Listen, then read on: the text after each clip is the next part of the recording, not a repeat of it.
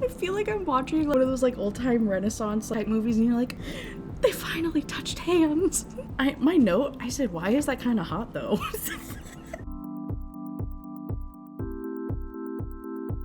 My name is Kaylee. This is Read, Rant, Review, where, you guessed it, I read books and I do rant reviews.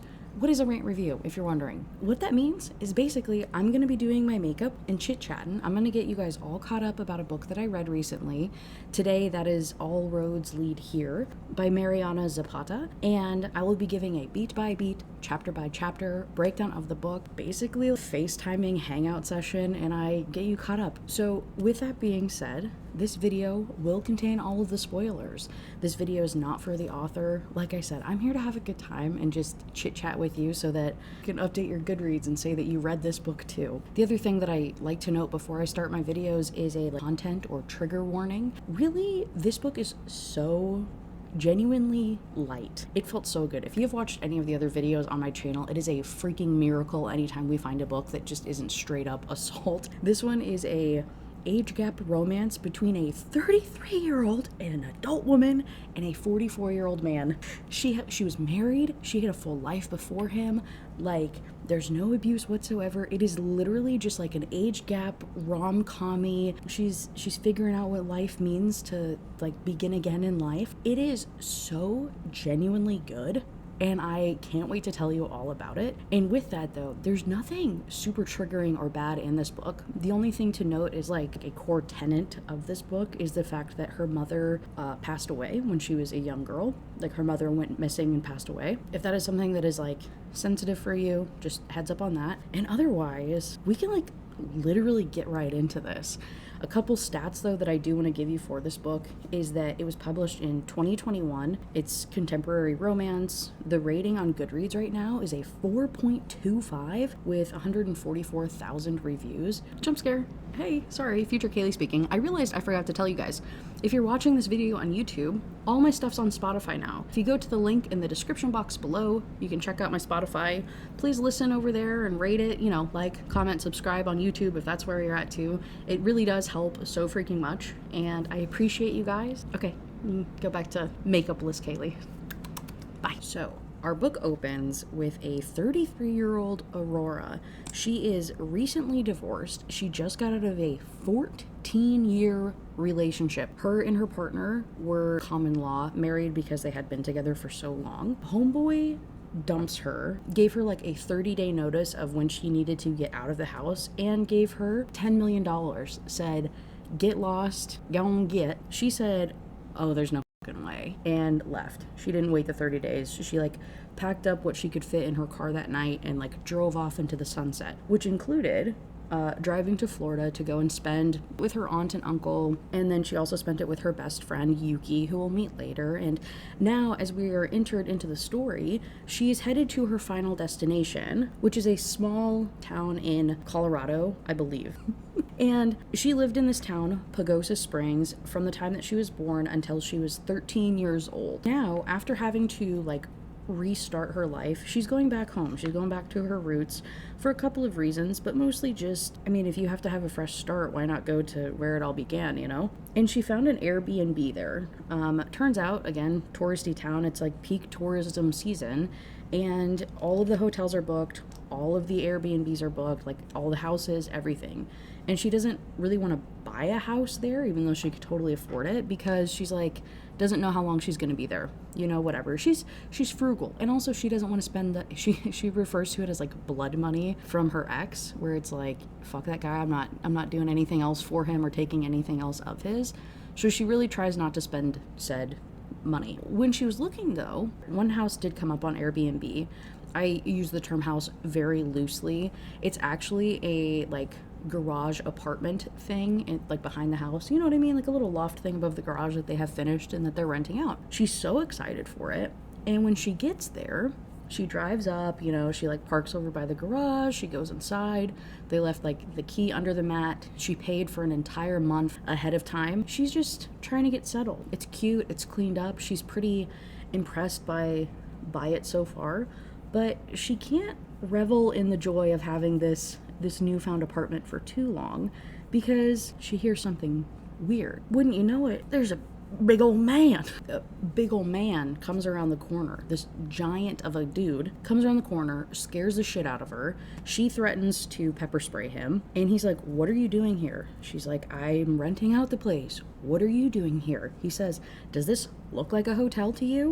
And before she can, kind of counter this attitude and say anything back, another set of footsteps sounds. And this time it is that of a young 12 to 16 was her guesstimate of this young boy. And it turns out the son, his name is Amos, had listed the garage apartment up on Airbnb to get money so that he could buy an electric guitar.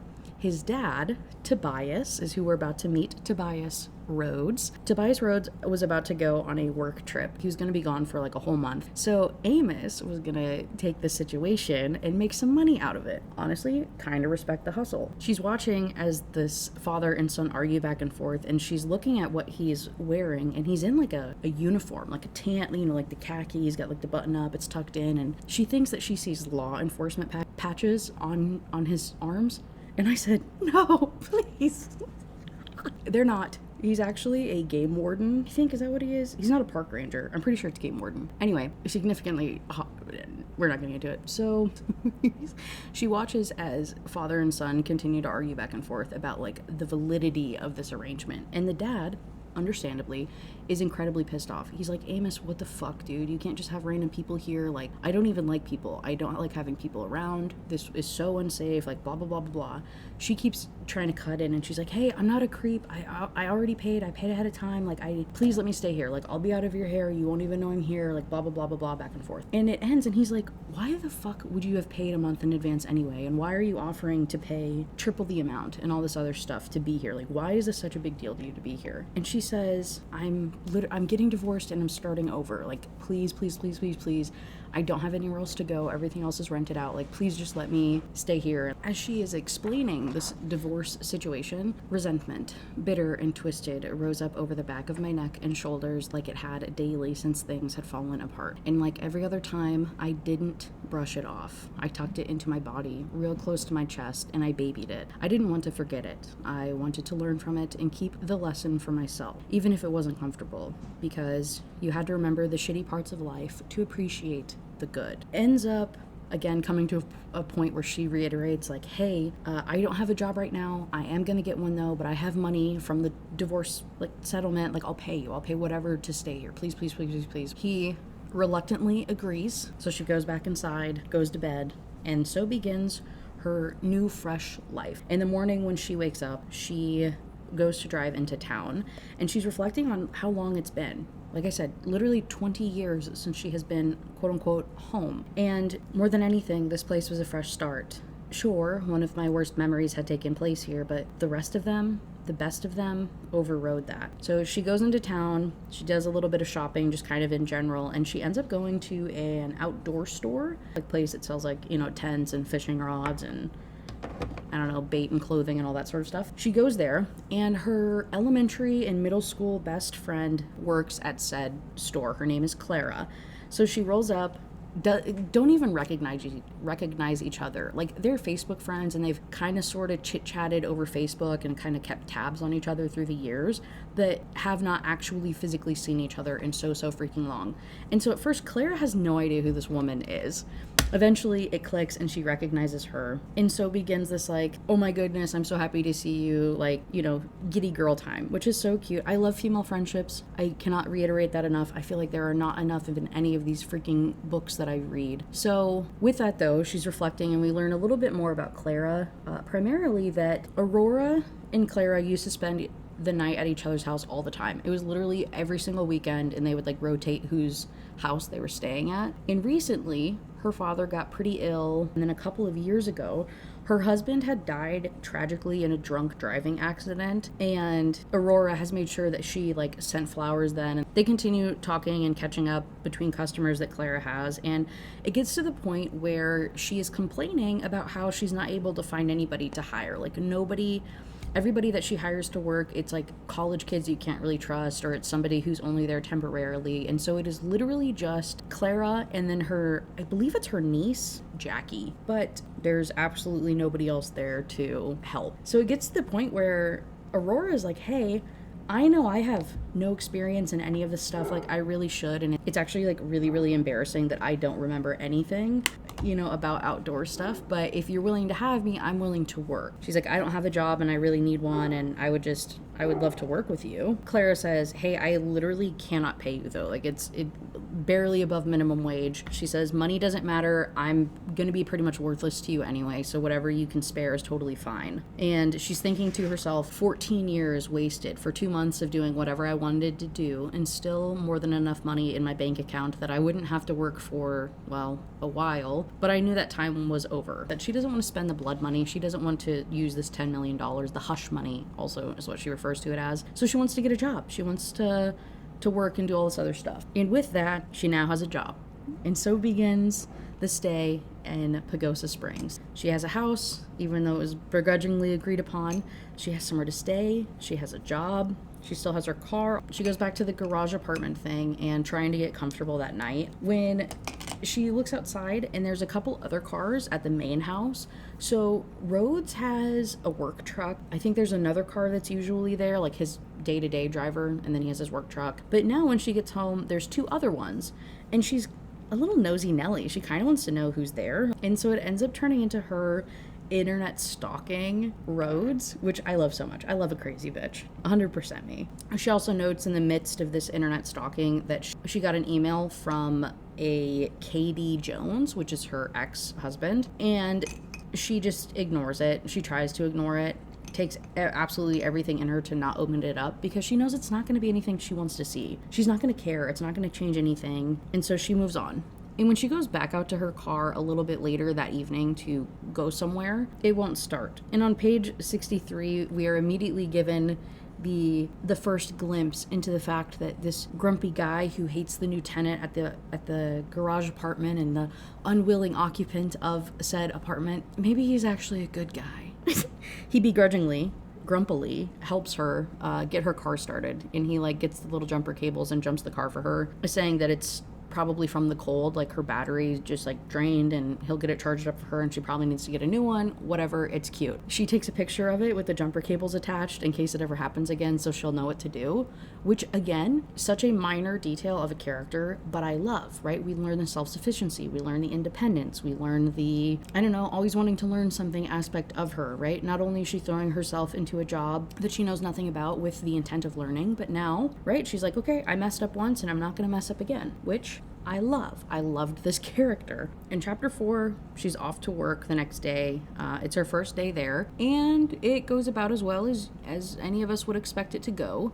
She does not know anything that's happening, and she feels incredibly dumb about not knowing anything that's going on. Like, absolutely, really, she's just wasting time in entertaining customers while Clara works from one to the other until she can finally be available to help them. Everybody's kind of understanding of this arrangement, so nobody's mad at her and they all understand what's going on, but she just feels absolutely worthless. And in between customers, she and Clara continue to get caught up on each other's lives. When she checks her phone in the middle of the shift, she has yet another message from her ex. It's another email, and she's thinking to herself, the man who had called me his wife in private and around loved ones, the man who promised to really marry me one day when his career was just right and a relationship wouldn't hurt his Whittle fan base. Yeah, Whittle. They say it with a W, which is so fucking funny. Wouldn't hurt his Whittle fan base. You understand, don't you, beautiful? He'd reasoned time after time, that fucker, delete it.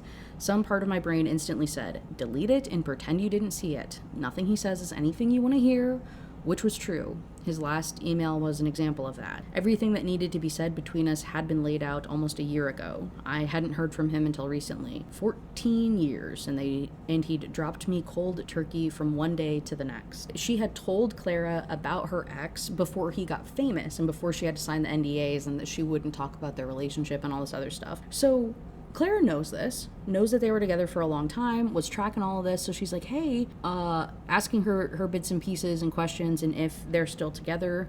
She says no, and then also acknowledges that, like, she's not telling Clara the whole story. Like, she's not telling her everything that happened and the whole situation, and one day she'll come out with the truth, but she just can't do that right now. It's just not time yet. And if you're watching this video, yes, my makeup looks crazy. I'm going for a specific look. We'll get there. We'll unpack it.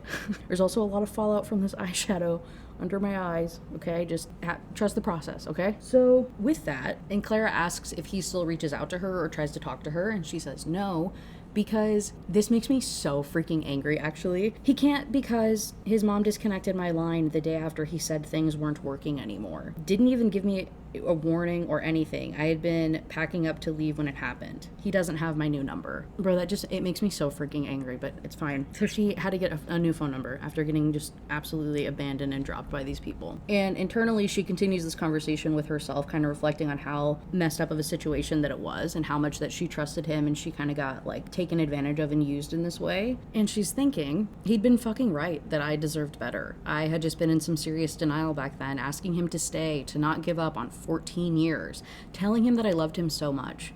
Don't do this, I pleaded in a way that would have horrified my mom. Yet he had. With time and distance, I now knew exactly what I'd dodged in the long run.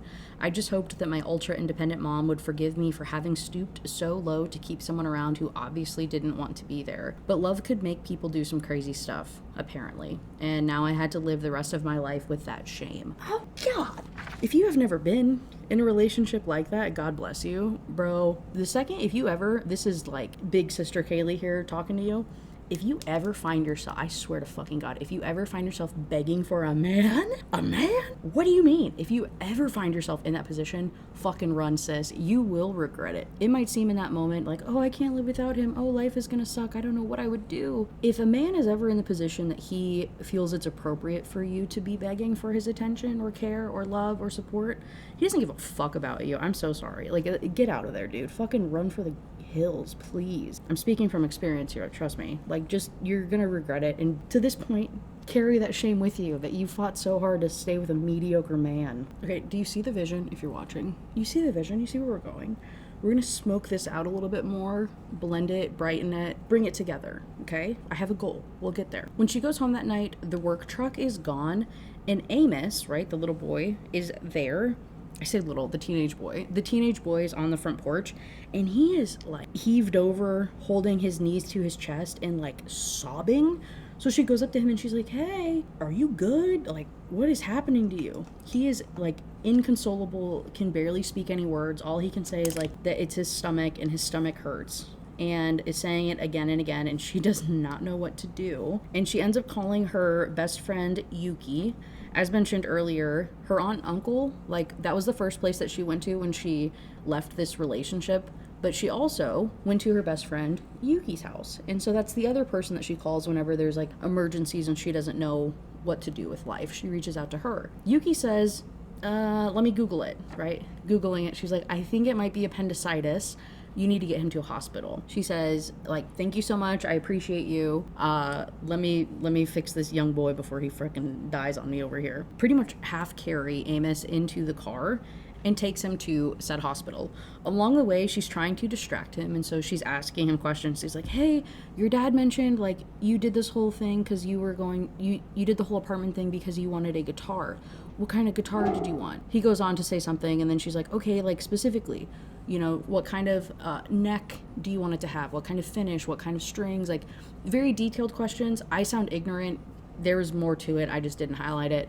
Very detailed questions of what kind of guitar that he wants. And she's like, okay, like, I know some people, like, maybe I can get you a good deal on it when the time comes. This is the beginning of what was this woman's past life like? Beyond the 10 milli, right? I mean, that's questionable enough of what's going on, but like, the hell do you mean you know some people, right? So while she's waiting in the hospital, like, he gets whisked away to the back. Eventually, his uncle comes. Like, that was the one thing Amos was able to say, was like, hey, my dad is, you know, in the deep woods doing whatever park ranger, game warden shit that he does. Call my Uncle Johnny. Calls Uncle Johnny.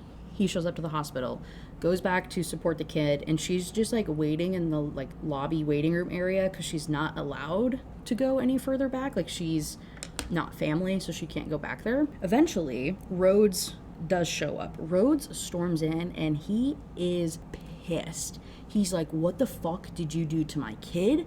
Why is he in the hospital? What's going on? And she's like, I didn't do anything wrong. And before he can say anything else or look any more like a jackass, Johnny comes out, collects him, they storm off, and she just continues waiting in the waiting room. She's like, okay, well, like, I don't know if he's, like, okay enough or not, if I should leave. And so she just hangs out there. Well, she's out there, she calls Yuki, and again, we get some more back and forth about, like, their friendship. Again, such strong female friendships in this book. I'm so happy about it. Apparently, like I said, so she ran over to Yuki's after her getting dropped by the husband guy, right? Yuki was very supportive of her, and in the time that she spent with Yuki, they wrote an album, and Yuki is telling her about how it's going to release soon and how, you know, hey, like, the record label is going to give you, like, XYZ money. She's talking about how she's like, I don't want the money. Like, I did it for fun with you, and I didn't even do very much. We find out much later how much work she actually did do on this album. But Yuki is able to convince her of, like, hey, dude, if you don't take the money, the label's going to keep it. So, like, just let me pay you and, you know, stick it to the man. I don't need any more. And with that, she says, okay, fine. You can give me credit as a songwriter. A little bit later, Rhodes comes out. He sees her waiting in the lobby and goes over to her. And he says, I owe you. I appreciate what you did. I don't know how I'll pay you back, but I'll figure it out somehow. He took another deep breath and I braced. I'm sorry for how I handled you being here. He was apologizing to me. I said, oh, not a grown man who knows how to apologize, who recognizes problematic behavior and says sorry without being, like, asked to. The bar is in hell. That's okay. It's okay. I was surprised. I was very happily surprised. The next day, she's working at the outdoor place, and he comes in. He's surprised. He didn't realize that she worked there, and so they have a little bit of talk about that, and the more I thought about it, the more that it settled into the idea of asking him for help. What would he say? That he had better things to do, or he'd remind me that I didn't even have 2 more weeks left at his place, which reminded me that I needed to decide if I was staying or not, so that I could find another rental. Or not. Yeah, it's been 2 weeks. So much time passes through this book. I didn't really cue the time passing because I didn't highlight it appropriately, to be frank. This book occurs over the course of over a year. I'm pretty sure it's like a year and a half, dude. What? You're telling me it's not insta love? Semi-spoiler alert, they don't even kiss until page 400. Are you kidding me? What is this? This was the slowest slow burn, most believable romance story that I've read in a very long time. She gets the courage and she says, hey, I am working here. I don't know anything I'm doing. Can you teach me about stuff? He looks at her all crazy. Not sexually or with interest, but more like I was a raccoon and he wasn't sure if I had rabies or not. In a weird way, I preferred it by a lot. I smiled. It's okay if not, I told him, handing over a small paper bag with his purchase inside. The tall man took it from me and let his eyes wander to a spot to my left. His Adam's apple bobbed, and then he took a step back and sighed. Fine. Tonight, 7:30. I've got 30 minutes and not one longer. Okay. So that night, she makes the long, arduous journey from the garage to the house to have this conversation with him. He opens the door. He walks her into the dining room. But what caught me off guard was the way that he walked around the back of it and pulled a chair out before taking out the one next to it. He pulled out her chair? He's a grumpy man who's very skittish and looks at her like she has rabies, but he's a gentleman. Again, the bar is in hell. I never thought I would be kicking my feet over a guy pulling out a fucking chair. He takes the seat next to her. You've got 29 minutes. Ask your questions. His eyebrows went up about 1 millimeter. You said you have 1 million. We might get through 10 or 15. My note, I said, why is that kind of hot though? I think I was still tripping over the chair. She asks him questions. She's taking notes. There's another point where she notes him looking at her all crazy. And I smiled, feeling a little too pleased with myself for making him wary of me. Even though I didn't want him to think I was some weirdo creeper. But the truth was, it was good when people didn't know what to expect from you. They can't creep up behind you if they don't know what way you're going to look. I liked that a lot. Asking him a bunch of questions about, like, well, what are the fish in the rivers around here, and what kind of, like, how cold would it get, where would you recommend people going for X, Y, and Z, right? Taking all these notes. At the end of it, she gets up to leave, and he gets up and he says, tomorrow, same time, 30 minutes. I'm kicking my feet.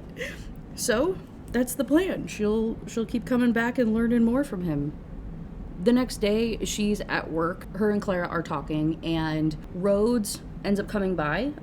He's in the parking lot, like talking to like another warden, like game warden person. And we learn a little bit more just in general. Like the girls just have some more chit chat about life in the world. And she gets some more information about Rhodes, primarily that Rhodes used to be in the Navy.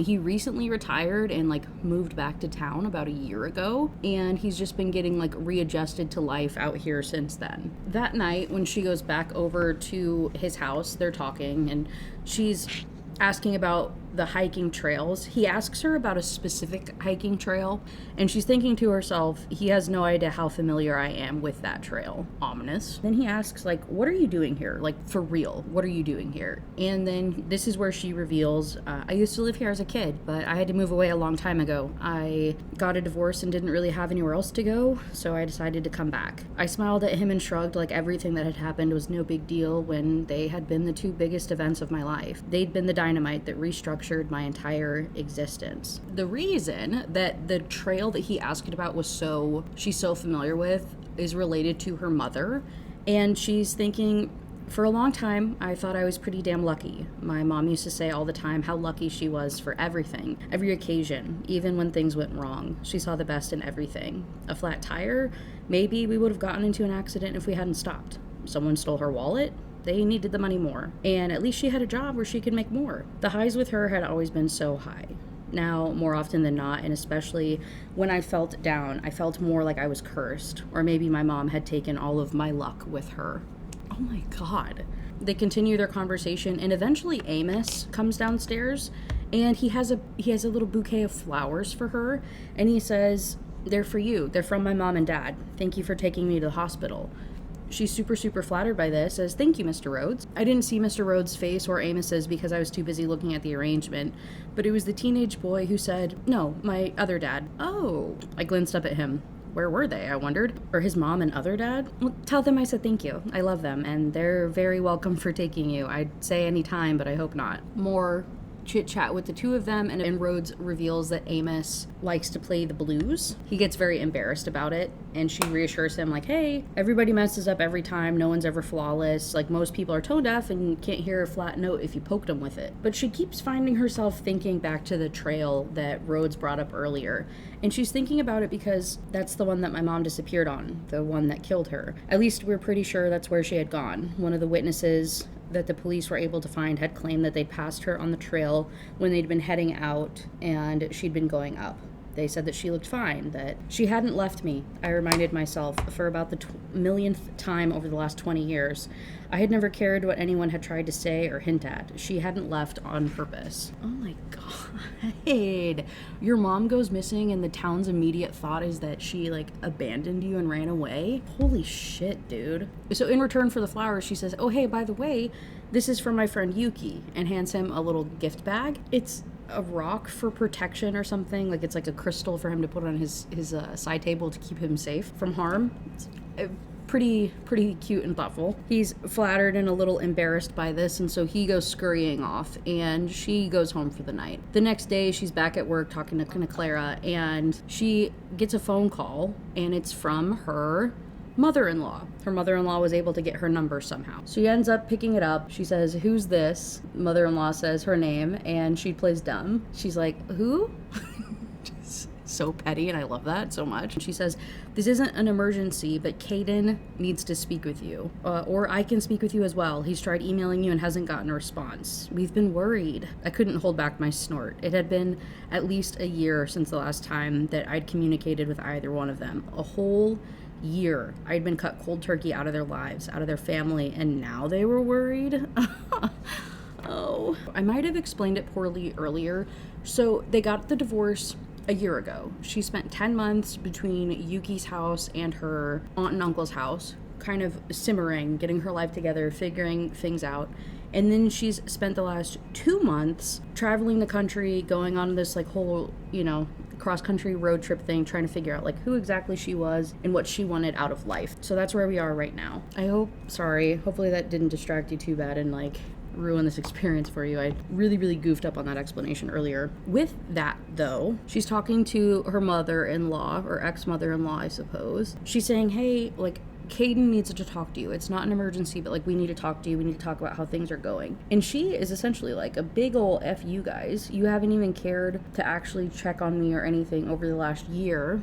And now you only want to talk to me because of this other stuff going on that we learn about a little bit later. So after work, Clara invites her to come over to the house and come and see her father. Like I said, Clara and Aurora were BFFs, like when they were growing up, and they would spend the night at each other's houses every single weekend. So Aurora is very close with Clara's parents. Her mother had passed away. Both of their moms are gone now, but her dad is still alive, even though he's a little bit sickly. And so they head over to her house to go and say hello to him and surprise him with her visiting. It's kind of weird though, because when they roll up, guess whose car is in the driveway? Yeah, Rhodes. What is Rhodes doing over at Clara's dad's house? Who knows? It's not really explained, but he's just visiting and chit-chatting with him. Jackie is Clara's niece, right? And then this would be her grandfather, right? Clara's dad, Jackie's grandfather. So all three of the girls are there hanging out, getting caught up. They surprise the dad. He's like, oh my goodness, it's so good to see you. He hops out of the recliner. He's giving Aurora a hug. Rhodes is there sitting on the couch just staring at her like, WTF, like, what are you doing here? Almost immediately, the dad, in the middle of giving her a hug, says, oh my God, it's so good to see you. What a good surprise. You look so much like your mother. And then immediately stops himself and he's like, I am so sorry. I told myself that I wouldn't bring her up the first time that I saw you. She says, no, there's nothing to be sorry about. I do look just like her, and also just in general, it's fine. He says, no, seriously, like, I need to apologize to you. I feel horrible. Like I'm so sorry that, we didn't see you again after they took you away. Like, we never reached back out after you left. And Jackie, sitting on the floor, is like, who took who away? Like, what are you talking about? What's going on? And Aurora says, me, Jackie, like, don't you remember, like, your aunt said that I used to live here? I got taken away by, like, child protection services. Like, they came and got me 20 years ago, and that was the last time that I saw your grandpa or your aunt. Jackie's like, why'd you get taken away? Like, Clara from the kitchen in the other room, she's like, you can't just ask things like that. She says, it's fine. Like, I'll answer a question. It's not a big deal. So she does. And she says, when I was 13, my mom went on a hike and she never came back. It was then that Mr. Rhodes happened to lean forward, finally deciding to speak. Now I know why your last name was familiar. Azalea, right? That was your mom's name? She went missing. He knew.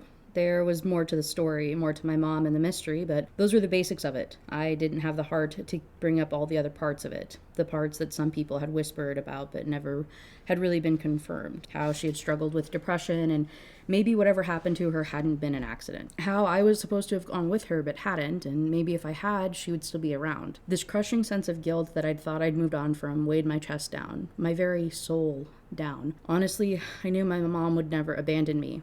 She had loved me, she adored me, she wanted me, and something had happened and she hadn't come back. My mom hadn't been perfect, but she hadn't done the things that they accused her of. Jackie then says, oh my God, that's so sad. They never found her body? Clara again is like, hey, you can't say things like that, Jesus Christ. Jackie says, I'm sorry. I didn't mean it like that. Aurora says, I know. I heard the same question stated about a dozen different ways, and that were genuinely more hurtful, and it was fine. She was curious. What made you come back here? Mr. Nez asked. Wasn't that the $1 million question? I shrugged. I'm just starting over. It felt right to do it here. I didn't need to glance at Mr. Rhodes to know he was staring at me intently. Well, we're glad you're home. You've got a family with us now, Aurora, Mr. Nez said gently. And that was about the nicest thing that I had heard in a long, long time. Shortly after, they drive home, right? She and Mr. Rhodes head home, and he stops her when she gets out of the car, and he says, hey, if you want it, the garage apartment is yours. I didn't mean to gasp, but I did. Really? He didn't comment on my excitement, but his hands went to that narrow waist hidden beneath the t-shirt and jeans that he had on, and Mr. Rhodes dipped his chin. Rent is half of what you paid. No visitors. You've got to be fine with Amos playing the guitar in the garage. I won't let him play late, but he likes to go in there after school until the evening. His face was so no nonsense. I knew that he meant every word and was fully aware that he hadn't really intended to let me stay, but he was going against his gut and extending the invitation for whatever reason. Okay. In chapter 11, it's a couple days later, and she's getting ready to go on her first hike. So the whole point, like I said, of coming back to this area was to get reconnected with the land, to find herself again, to feel close to her mom. And one of the things that she has of her mom's is this collection of trail journals and like nature journals. And so she wants to go on all of the hikes that her mom did. That's like her goal for however long that it takes. Like she wants to go on all of the hikes that her mother did. It is incredibly sweet. Grief is a hell of a drug. And it's a hell of a thing. And it was just very beautifully portrayed in this book. So she's getting ready that day to go on her very first hike. I think she might have done like a little, maybe like a mile trail here or there, but this is her first like big hike that she's going to be doing. And when she is packing the car, she looks over and Amos is sitting on the front porch of his house. He is very, very, very grounded, right? For this whole having her live at the house thing. So he is not able to leave the house. He's been grounded for a couple of weeks now. Anyways, and then she's telling him like she's about to go on a hike and he says, "Can I come with?" She says, "What? I guess, like, if you want to ask your father." Rhodes comes out, confirms to her. He says, "Yeah, that's fine. Like, if you don't mind him going with you, then he can. Like, I told him he wasn't allowed to go anywhere without an adult." So he's kind of finding a loophole and going out with her to go and do something. And as Amos is inside getting ready, they're having a little bit of a chit chat. And eventually Rhodes says, "I'll come with you guys too if you're okay with it." And so he goes inside and he gets ready. And now it's Mr. Grumpy Pants, teenage boy, and Aurora going on a hike together. They all get all cozy in the car and they're making the drive over, and she's talking to them about the different trails that she's planning on going to. Each one of them, they're like, "Hey, not a good time of year. That one's flooded out. That one's like a lot more difficult than it seems." At some point, the trail that her mother went missing on gets mentioned, and Amos, being a kid, asks the same question. He's like, "Hey, I was talking to Jackie about it and she mentioned about your mom. Like, they never found her?" She says, "Your dad might know more details than I do, but they didn't find her car for a few days. She had told me she was going to do one hike, but mom would always change her mind last minute and decide to do something that wasn't on a trail if she wasn't in the mood or if there were too many people on the trailheads. That's what they thought happened. Her car wasn't where she said that it would be. Unfortunately, it rained a lot in those days and it washed out her footprints." Amos then asks her, like, "Okay, are you going on all these trails to try and find her?" She says, "No, she had the journal with her favorites and I'm just trying to do those. That's all. I know we had a lot of fun and I want to remember her. Those were some of the best memories of my life." We continue to learn a little bit more about Amos and Rhodes, primarily that Rhodes used to be in the Navy, which we kind of already knew before, but she plays dumb about it. But we find out like he was in the Navy. He's only been home for a year. He got out so that he could be closer to Amos and like raise him.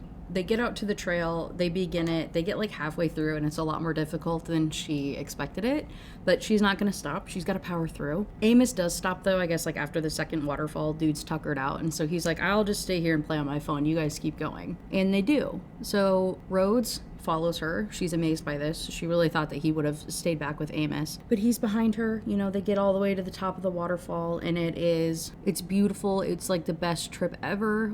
On the way back down, Rhodes gives her extra water. He's like, "Hey, I know you ran out. Will you please drink this? Like, I don't want you to get like altitude sickness, like, and you need to be more prepared in the future." Oh, but he gives her water and a snack, and there's a little bit of chit chat back and forth, and they get to Amos and she gives him a hug. Oh, he's a very like unaffectionate teenage. You know how teenage boys are. He's like unaffectionate, but he allows it and gives her a little side squeeze back. And it again is just incredibly, incredibly cute. But they get back in the car. It's pretty uneventful otherwise, other than just her having this like, I don't know, joy, this happiness kind of fill her heart of like belonging almost. And she's just feeling better than she has in like a really, really long time, which is incredibly sad. The next day, she goes to work and she had gotten a black eye overnight. It's a long story. We'll get there in a second, but she has this like huge welt on her face. And so all of the customers and Clara and everybody is like, "Oh my God, are you okay? Like, what the frick happened?" She was trying to put up a bat house, I think. The night before or something, she started to hear a bat flying around the house, and so she was like freaking out, ended up sleeping in her car, and then she was like, "Okay, I'm gonna handle this myself. I'm gonna put up a little a thing in one of the trees so that it stays away." Ended up falling off of the ladder. The house fell onto her face, literally like smack dab onto her face, and she got this black eye. She gets through most of her shift though. She's not really thinking of it anymore, kind of like pressing on, when Rhodes appears and he says, "Who did this to you?" Which, hey, That's like my favorite trope ever. I love a who did this to you. So she's like, oh no, it's not like that. It's not like that. Like I did it to myself, essentially. And explains to him, like, yeah, there was a bat in the house, and so there was a bat in the garage, so I ended up, like, I tried to put up a thing, and I slept in my car. And he makes a comment of, like, oh, Amos told me that he woke up and saw you there. I just figured you were, like, drunk and passed out. She's like, why the fuck? No, I wasn't drunk. I don't drink like that. I told you that. Kind of weird, though. Kind of a weird reaction from him, but he, like, I don't know, gets a little less tense around her. Like, obviously, he was, like, really, really upset with her. He was really concerned about the whole black eye thing. But even before that and a little bit after, he was super, super grumpy until she explained the bat house. And then he kind of softened his reaction to her after he kind of got that, like, confirmation that she wasn't just, like, drunk and passed out. That's a interesting one. We'll take note of that for later. That night, she's hanging out in her apartment and she starts to hear music, and it's Amos playing music in the garage. He's finally, like, ungrounded enough to be able to play music again. So she sneaks downstairs to get a better listen of it when she sees that Rhodes is sitting on his back porch also listening to Amos, and he, like, does the whole, like, finger up to his mouth, like, shh thing to her. So she tiptoes over and sneaks over to the porch with him, and they talk a little bit. And she's thinking to herself about the song that Amos is singing, thinking how she knew all of the words because I had written them. That record alone had sold over 1 million copies. It was one that many considered his breakout hit, a song I'd originally penned when I was 16 and wanted my mom to call me back. She was married to, like, the #1 hit country star. They'd been together for 14 years, and she was, like, the songwriter powerhouse behind his music, okay? That's where we're at.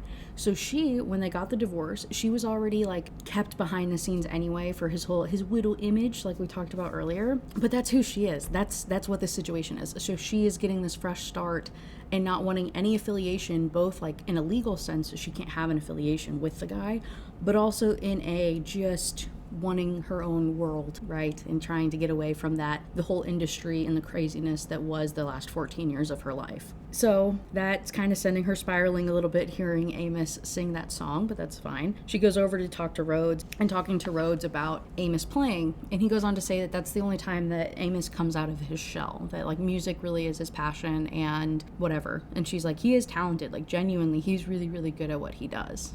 And it was just very cute, like, wholesome, proud dad moment. And when she was sneaking back into her apartment, Amos heard her, called her in.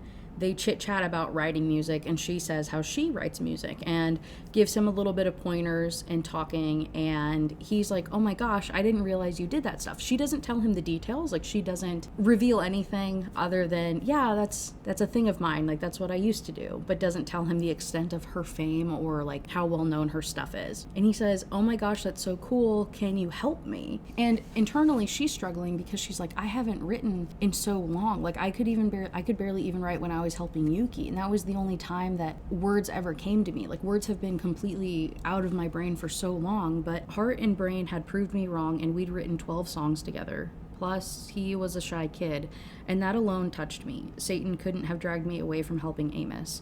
So that's what I'd done. For 2 hours that day, 3 hours 2 days later, 2 hours almost every day after that. He had been so shy, but he's, like, coming out of his shell more and more with her and singing in front of her and performing in front of her, and it's super, super cool. And eventually he asks, did you ever write songs about your mom? She says, only almost all of them, which is so sad. And she goes on to explain what I just did, but in a lot more eloquent of a way. I hadn't heard the words that had come to me so randomly for most of my life and forever. I wasn't sure what that said about me or where I was in life, now that the absence didn't scare me, especially not when I knew for sure that at some point it would have been terrifying. Looking back on it, the words had tapered off over the years. I wondered now if that should have been a sign. AKA, when you were in a shitty relationship or a shitty place in life, and, like, you just don't have that, like, that creative spark anymore and that passion for anything, it's so fucking sad and it's so hard. And, like, if you know, you know, I guess, if you've been there. I went through TMI, who cares? I went through a very, very similar thing in my, like, early 20s when I was in not a great place in life. I stopped writing for the first time. Like, I wrote my entire life. I've always written poetry, I've always written short stories, that sort of thing. And then it was like, when I was from, like, 21 to, like, 25, I did not have a creative bone in my body There was like 2 times that I had like a stroke of genius of writing something that was really good and then it was just gone again. And it wasn't until very recently that I had any type of inspiration again for writing or passion for fucking life in that regard in any way. So if you are in a similar situation, if anything that I just said to you or that I described from this book resonates with you, you got this. Your spark will come back, I promise. It might just take a while, but it is possible to come back. In the middle of their practice, though, they're singing back and forth, and Amos clams up suddenly and stops talking. She's like, "What is happening?" He says, "There's something behind you." She gets scared as shit, and when she turns around, it is a giant bird, like the biggest bird that she has ever seen in her entire life. And they realize, obviously, it's hurt. Like, it wouldn't be that close to them, and they approach it and it doesn't move away or anything. And she's like, "Okay, I think it's like really, really hurt. We have to do something to help it." So he kind of skitters off into the house to get a dog crate that they have and get her some gloves so that she can put this bird in the cage, and then they'll call Rhodes to come and get it and take it to the vet. She's thinking to herself, just like a chicken, opening and closing my hands with the big gloves on. I bounced my shoulders and moved my neck from side to side. Okay, I inched closer to the bird, willing my heart to slow down. Please don't let him smell fear. Please don't let him smell fear. All right, love, pal, pretty boy, be nice, okay? Be nice. Please be nice. You're beautiful. I love you. I just want to take care of you. Please be nice. I swooped down and then I shouted, "I got him." They throw it in the crate. They call Rhodes. He shows up. He takes a look at the crate, takes a look at the bird, and it took me a moment to realize what was happening. His shoulders started shaking and then his chest, and the next thing I knew, he started laughing. Mr. Rhodes started laughing. And it was rough and sounded in a way like an engine struggling to come to life, all choked and harsh. But I was way too disturbed to appreciate it because he was laughing at me. What's so funny? He could barely get the words out. Angel? That's not a hawk. It's a golden eagle. I said angel. We said angel. On page 224. Hey, 224, you thought this video was taking a long time? This book is so fucking long. And I'm not even telling you that much. Like, I don't think you understand how much of this book I'm skipping, actually, and skimming over. You could 100% read this book and get so much more out of it than what I'm telling you because it is so detailed. And it's not in a way that felt like it's, okay, objectively a little bloated. Definitely could have trimmed some fat on this story. But it is also wholesome, and I liked it, and it didn't feel like a waste of time to be reading all the extra stuff. It just felt like a very, very detailed way through grief and finding yourself again, and like this, not like I said, coming of age, but like in your 30s type of book that it was okay to read that much, but it's also kind of boring to talk about in this particular forum. Okay, so anyway, he called her Angel, and we're on page 224, and in my notes I had slow burns. So he calls her Angel, makes a little bit of a joke. She gets offended because she's like, "That's not my name. I don't know how he forgot my name." I was like, "You stupid bitch. Don't you do that to me. Don't you ruin my happiness right now. Don't be dumb." He goes on to collect the bird, put it in his car, and take it to the bird rehabilitation facility thing, and cracks a couple other jokes, and she is really warming up to him. She's like, "Oh my god, okay, so maybe he doesn't hate me, but also all of this, okay, like let me tamper my expectations here. He is just being a landlord and he's just being a decent guy," and they move on. The next morning, she is rudely awoken by Amos banging on her door at the garage saying, "Your friend is at my house, your friend is here, please, you have to hurry, you have to come, rush over here." She gets all ready and she's like, "Who in the hell is he talking about? He wouldn't call Clara a friend." She goes inside and it's Yuki, her best friend Yuki, is there.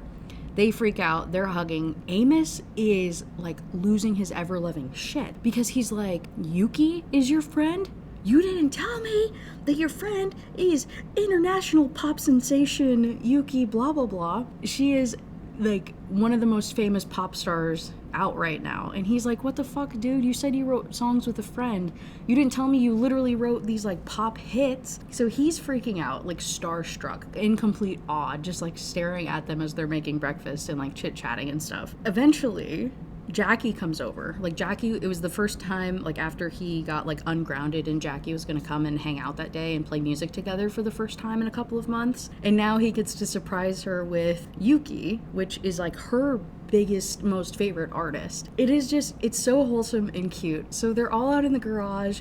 Jackie comes up. She literally faints in front of Yuki when she sees her. She recovers though. She's like, it's cool. She's just, again, so starstruck. They go inside. They're playing guitar. Amos doesn't want to play in front of her. Obviously, he's a little nervous. So instead, Aurora grabs the guitar, and she remembers hearing him sing it the day before, and she kind of knows the tune that he was going for. So she starts playing and singing, and they hear the car come up, like Rhodes is pulling up back from work and stuff, and she's singing along to this. Yuki chimes in once she kind of catches the beat and catches the words, and they sing it through a couple of times. And again, Amos is just like, oh my god, like hearing them sing. She gets done, and they're like, what the fuck, dude? He's like, I didn't know you could sing too. It is incredibly cute, and Yuki is encouraging of him. She's like, wow, like this is a really good song, like genuinely, dude. It's good. And Amos is like, oh my god. Like I said, Rhodes came home. He was standing in the doorway, and she is thinking to herself, like, oh, he's probably just like really impressed with Yuki's voice and, you know, is listening to her, but he cannot take his eyes off of Aurora. They make eye contact and they smile at each other, and it's very, very cute. And he does not even like bat an eye at Yuki. He like gives her a little head nod of like, hey, no idea who she is, and not a care in the world that she's this like incredibly beautiful woman, that Aurora knows she's like objectively more attractive than she is, you know what I mean? Like Yuki's more attractive than Aurora in her opinion. She's not offended by it, but she's just like, it's that type of personality and type of person that she was just like expecting him to be checking her out, and that was not the case. He could not take his eyes off of Aurora. So they all go inside with the groceries and stuff, and Aurora and Jackie are kind of at the back of the pack, and Jackie says, I know who you are. Aurora says, yeah, we work together. She says, no, I know who you are. And she's like, what the fuck does that even mean? But they get inside and they have dinner together. Goes on to explain over dinner that she and Yuki met at like the Portland Music Festival. They both had like a heat stroke at the same time, so they met in a medical tent, and they've been friends for like 11 years. In chapter 15, Yuki goes home. It was literally just like such a super quick visit just to say hi and see her friend and check on her and stuff. And in chapter 15, she is back at work at the outdoor store like nothing happened, on her little iPad, just working away. And Johnny comes up, right? Amos's uncle, like Rhodes' best friend guy, comes up and he says, hey, do you want to go and get some like Mexican food? Do you want to go on like a date? She's like, oh shit. I mean, I can't really say no to this, but also like, oh my God. Clara hears it. Clara says, you have to go on a date with him. She's like, I'm not ready to date, and like I would not be able to do it, but you have to go and tell me all about it because he's so cute. It's super supportive and adorable. And Jackie is there as well, sees what is happening in this exchange and just stares at her. And they've just had this like really, really weird tension ever since Yuki came. So she goes home that night.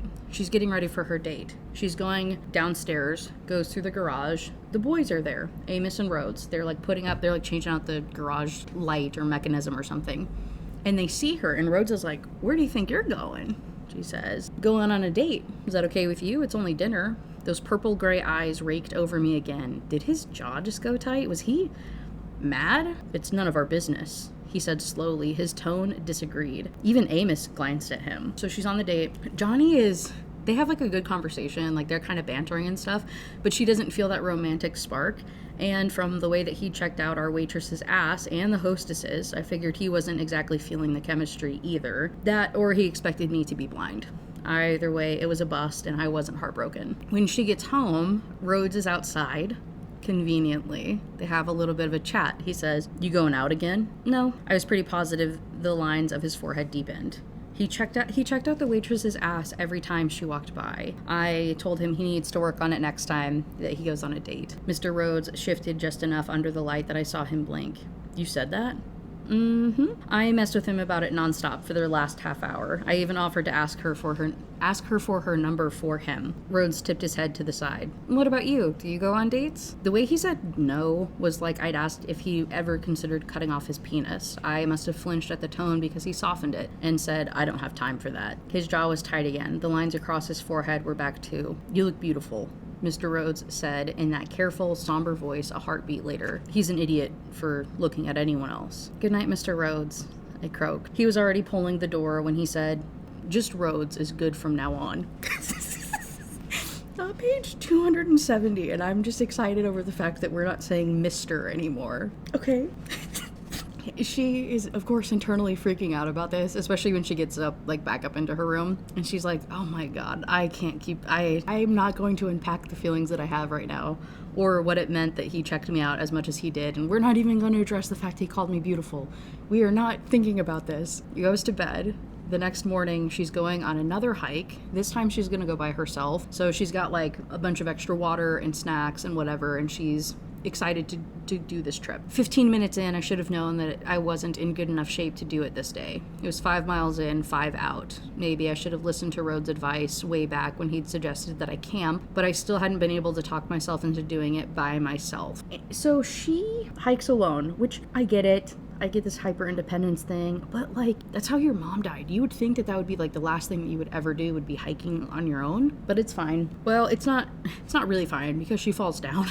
She falls down on this ridge. She slips. Her hands get all cut up. Her leg is cut open. Like, she is hobbling back down the hike. Like, she didn't even get to the 5 mile point. She was like maybe halfway through it or something and fell and got hurt. And so she's making her way back, and I sniffled again, and not for the first time since moving out here to basically the middle of nowhere, but for the first time in a while. I wondered, what the fuck was I doing? What was I doing with my life? Why was I here? What was I doing?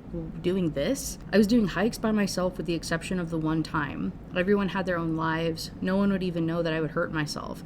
I had nothing to clean my wounds with. I was probably gonna die from some weird infection now, or I would bleed out. But wouldn't you know it, none other than Rhodes appears. He says, yeah, there were some reports of some illegal hunting out here, so I had to come and check it out. She says, I thought you were off today. He says, things happen. He's like, why did you even come out here? Like, you're out here by yourself. She says, I didn't have anybody to go with, and people knew that I was here. Like, I told my aunt and uncle, I texted so-and-so, I told Clara, like, if anything happened, people knew where I was. She's like, I even told Amos when I left this morning. His features didn't shift in the slightest at learning that Amos knew where she was. Amos definitely told him, right? But what, he drove all this way to check on me? He drove 2.5 hours away for me? Yeah, right. Oh, honey, he did, though. He really did. There is a point, though, that I do want to note. It says, Rhodes slipped his fingers around my biceps and steered me toward his work truck. And words matter so fucking much in that way, because that means he grabbed her arm and pulled her somewhere, which is how most of these books that I review on this channel phrase that. Like, he grabbed my arm and pulled me. It sounds horrific, borderline abusive, right? Like, those are very, very aggressive words in a way that, like, don't fucking grab me. That grabbing is not a good verb, especially when it is a grown man talking to a woman or approaching a woman alone in the woods. Slipped his fingers around my biceps and steered me toward his truck.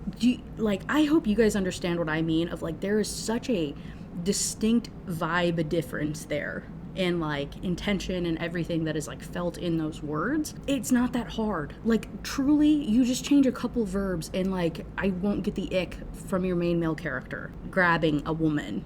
Like, you can get the point across without the fucking bad, like, connotation there. They're having a conversation on the ride home. Like, he took her to his work truck, bandaged her up, got her all healed up, and then she drove her car back. He drove his truck. But I think they were, like, on the phone the whole time or something because he was worried about her. And so they're chit-chatting. We learn more about his military career. We learn more about Amos's family, like what his mom did and whatnot. And then we also... once we get back to the house, she says, thank you for making me feel better and for helping me and following me back. You keep being nice to me and I'm gonna think that you like me. That big body stopped right where he was, and one gray eye was on me over his shoulder as he asked in that rough, serious voice, who says I don't like you? Okay. He's just a misunderstood grumpy guy, genuinely. So when they go inside of the main house, like, he has her come in there so he can, like, help, I think, change out the bandages or do something else for her. Johnny is there. Like, he called Johnny to keep an eye on Amos while he went and got her. And Johnny says hey, Amos, don't forget it's your dad's birthday tomorrow. Make sure to call so he doesn't cry. She says, oh, it's Rhodes' birthday? No, it's Billy's, Johnny answered. Oh, your stepdad? Amos frowned this face that reminded me exactly of Rhodes. No, he's my real dad too. I tried not to make a face, but it must have been obvious I had no idea what he was talking about when Amos said, I have 2 dads. I pursed my lips together and I kept on trying to think about it. But one's not a step? He nodded.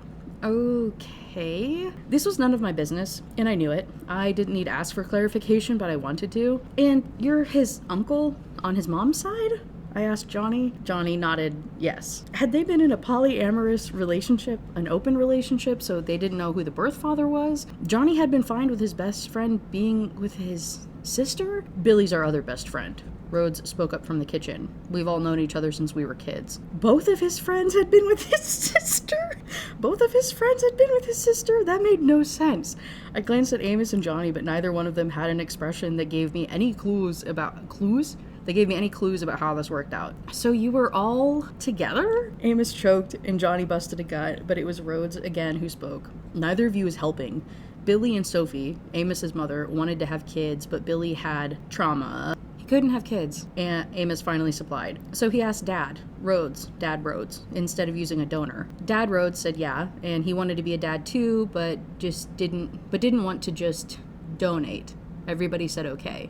And now I'm here. Does that make sense? And Amos asked casually. I nodded. I hadn't seen that coming, and suddenly my little heart swelled. Rhodes' best friend and his wife wanted to have a child but couldn't, and he'd agreed but insisted on being part of the baby's life. He'd wanted to be a dad too. Did he think he would never have kids on his own or someone else's? It was beautiful. Amos goes on to be like, yeah, do you think it's weird? She says, no, like that's just, everybody has different family and stuff. He says, well, Dad's last girlfriend thought it was weird. Rhodes is like, dude, that was literally 10 years ago. Shut up. Amos corrects him. He says, no, it was only 8 years ago, Dad.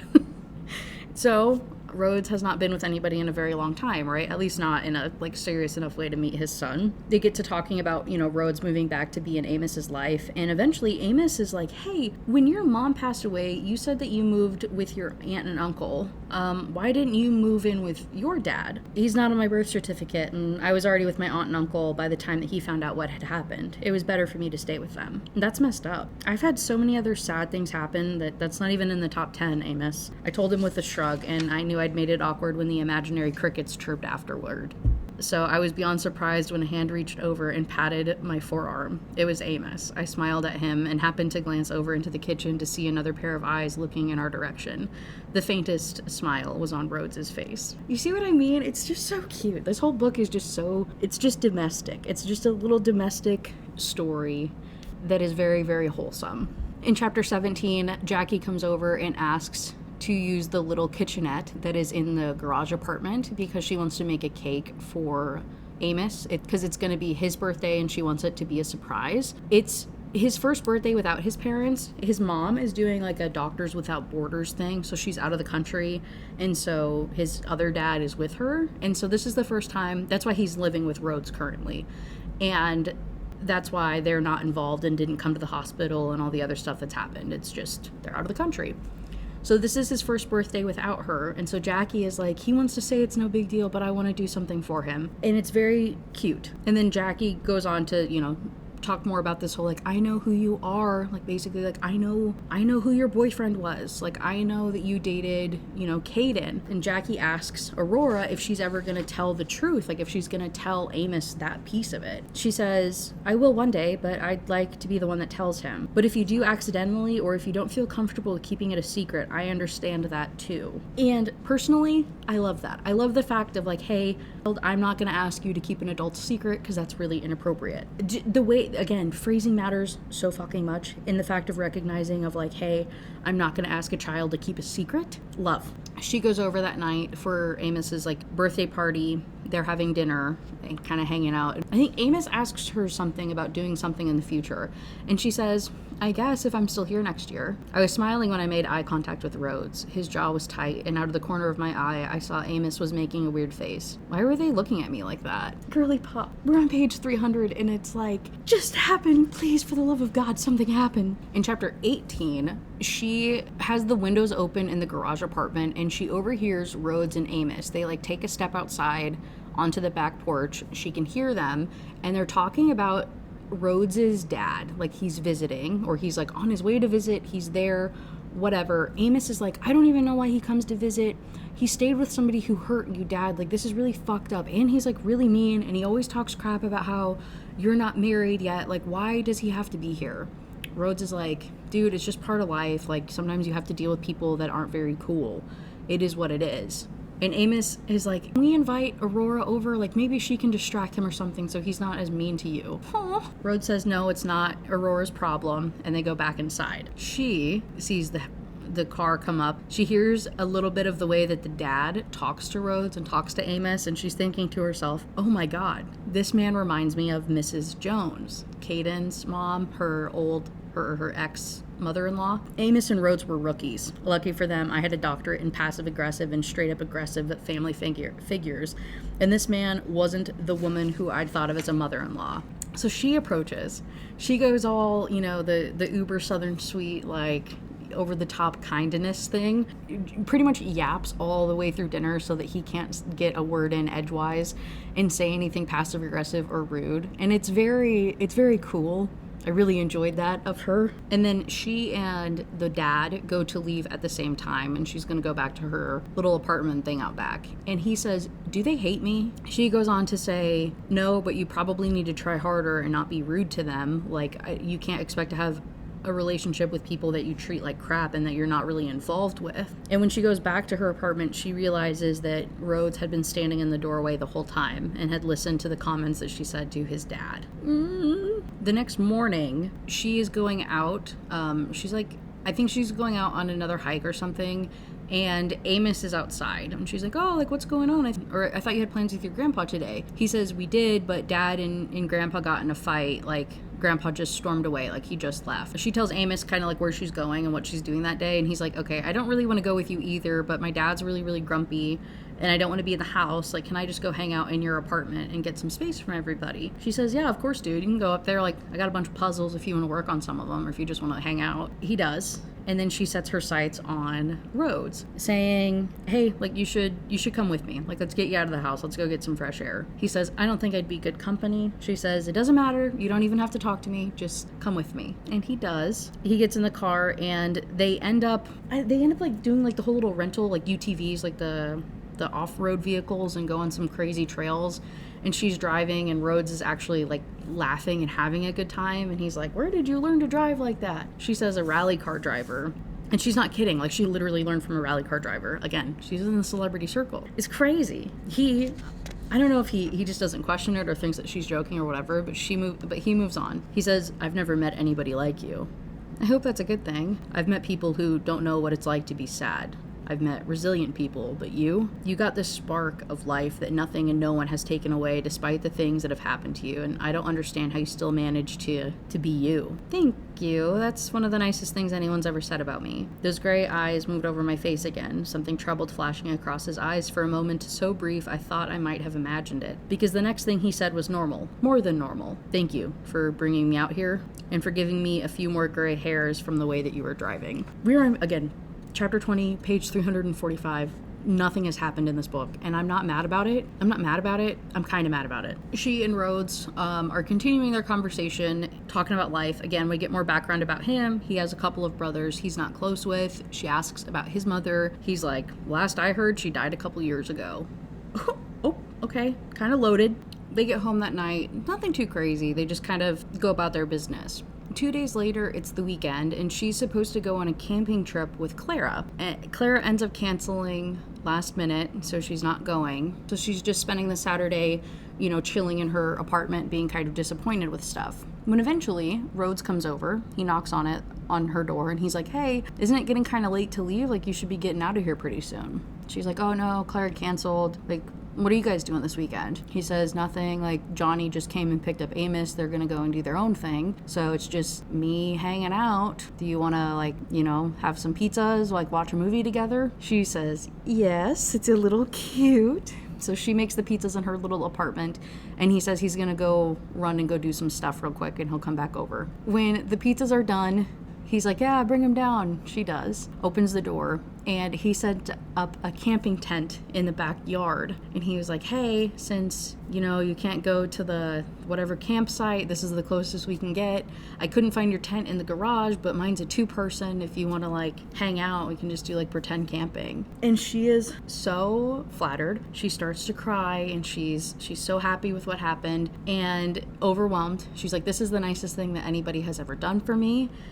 And goes over and gives him a hug, and she's like, I really started to think that you hated me. I didn't think that you liked me. And he says, it had nothing to do with you before. Are we clear? You reminded me of someone, and I thought you were like her. It took me too long to figure out that you're not, and I'm sorry. Oh, I get it. Do you want to go back in? No, I'm sorry, I'm so emotional. Thank you so much. This means so much to me. You're still crying. I know, and it's your fault. This is the nicest thing ever. Blah, blah, blah. He says, you're welcome. It's cute, okay? She goes on to hug him. He calls her Angel again. She internally is thinking, how does he always mess up my name so badly? And it was starting to really piss me off at this point. Stop, don't be stupid. It's a pet name. We all know it's a pet name. Please don't do this to me. You know what I mean? But she calls him out on it, and she's like, I don't know how you mess up my name sometimes. He's like, okay, sorry, I'll call you Buddy. And he does, just calls her Buddy, which is significantly worse, and it was really, really frustrating to me, but that's okay. I'm willing to overlook it for this. They sit out there, they have a little baby campfire and make some marshmallows and eat their pizzas and, talk about Amos and their lives and everything, and it's all good. There's some cute little tension, and she says, did you want to camp all night? Only if you want to. I hesitated, eyeing the 2-person tent, the proximity, the intimacy. A tent propped between his house and mine, technically his, but whatever. And this tiny thrill filled my whole chest cavity. We can play it by ear. If you change your mind, you can walk 15 steps home. That wasn't what I was thinking at all, but I nodded, not willing to say what I was hesitating over. I couldn't forget. I was, hopefully, going hiking with Clara tomorrow morning, and I would need to be awake early, but being tired would be worth it for this. I'll be right back. So she ran upstairs, she put on her pajamas, and came back down.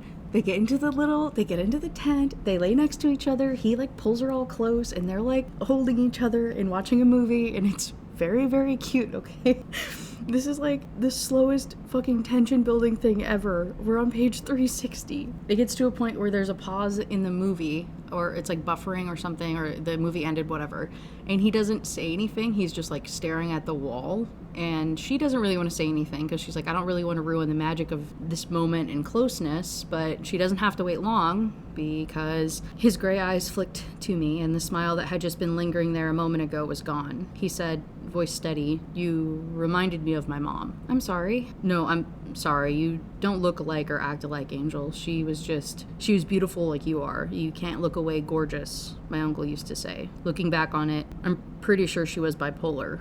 People, including my father, let her get away with a lot because she looked the way that she did. And it was a shitty instinct that made me think that you could be like that too. I'm sorry. It's okay. I understand. You weren't that mean. That mean?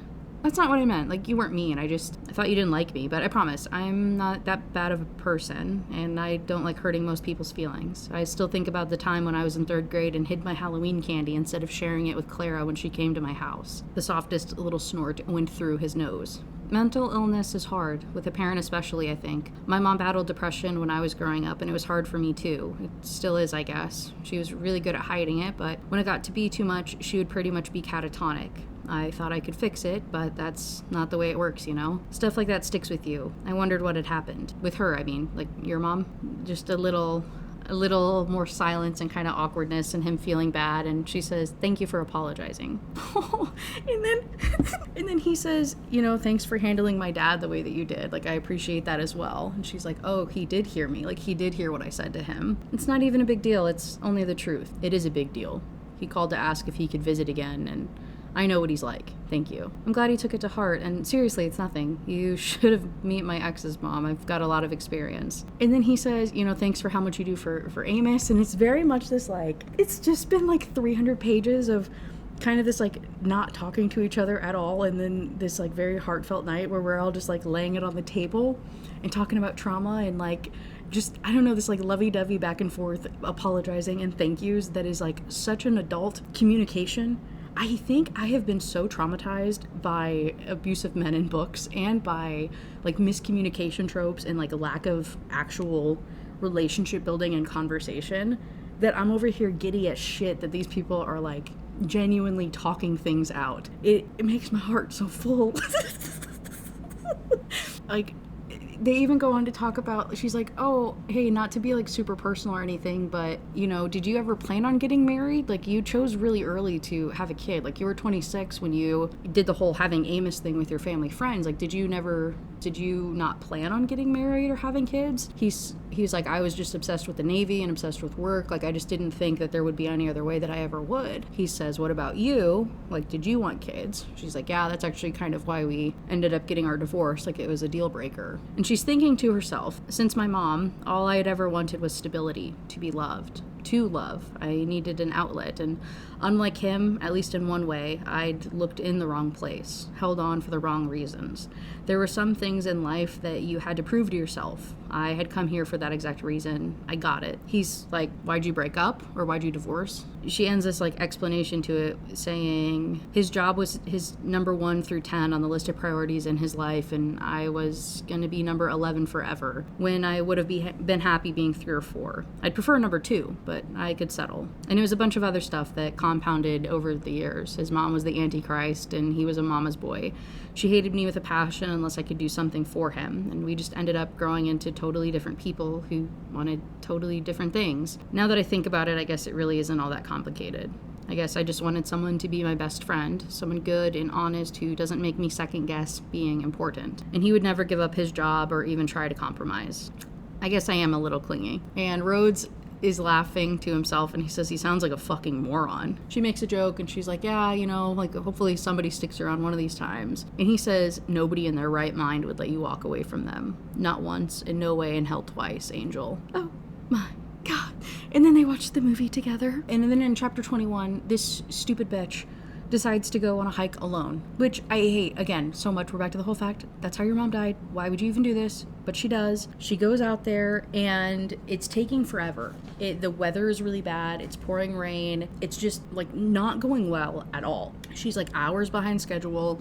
She gets to the one peak point where she actually has cell phone reception, and she texts her little group of people and tells them that she's okay. It's just taking longer than expected, and continues the hike. And she's just, like, crying and feeling a lot, but she gets through it. And when she gets to the end of the trailhead, she's like sobbing her eyes out about finally, I don't know, maybe seeking some closure and whatever she was trying to look for on this hike. She got it. She had her little come to Jesus moment. And when she gets to the car area, Rhodes is there waiting for her to make sure that she's okay. He says, "Are you fine to drive?" I nodded. One of those hands moved to squeeze my hip in a way I wasn't even sure he knew he was doing, but his gaze roamed my face. "Buddy?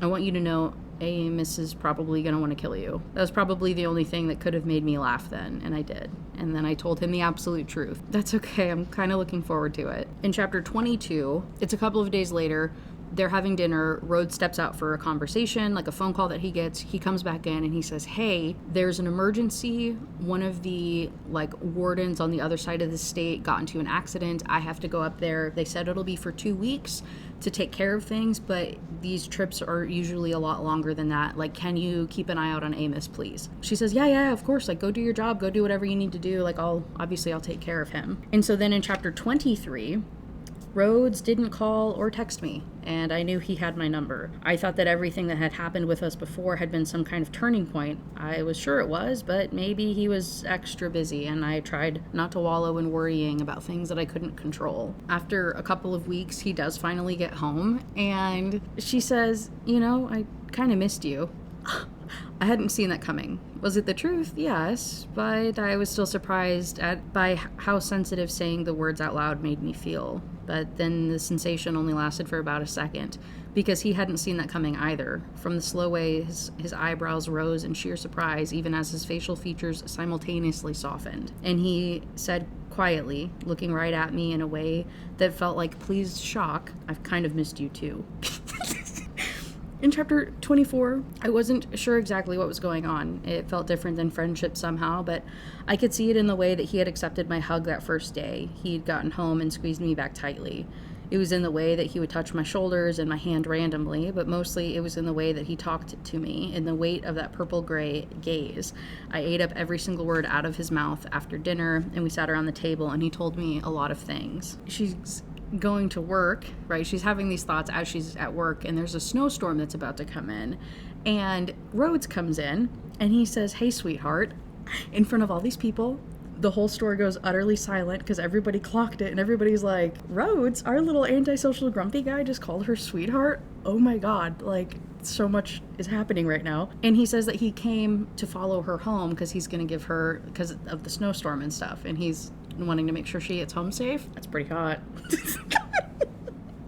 It's right around Thanksgiving, and so like the next chapter, the rest of the chapter is them going to like Amos's family, and she finally gets to meet the dad and the mom and the other dad and meet everybody, and everyone's so great and accepting and loving, and she gets along with everyone, and it's kumbaya, right? Absolutely great time. She's saying how happy that she is, and Rhodes is like, "You deserve to be happy." In chapter 25, Rhodes is out at work, like working pretty late, and so she's having like a movie dinner night with Amos and hanging out, and she gives him a call, and they're like kind of flirting on the phone. She realizes that Amos is staring at her, and after they get off the phone, she and Amos are hanging out, and he straight up asks her, he's like, "Hey, are you flirting with my dad?" She's like, "Does it bother you if I flirt with your dad? Would it bother you if I liked him?" "No, I'm 16, I'm not 5. But you're still his little baby, Amos. And my feelings won't be hurt, like, if you weren't okay with it. You're my friend too, just like your dad. I don't want to make things weird." The kid gave me a disgusted expression that made me laugh.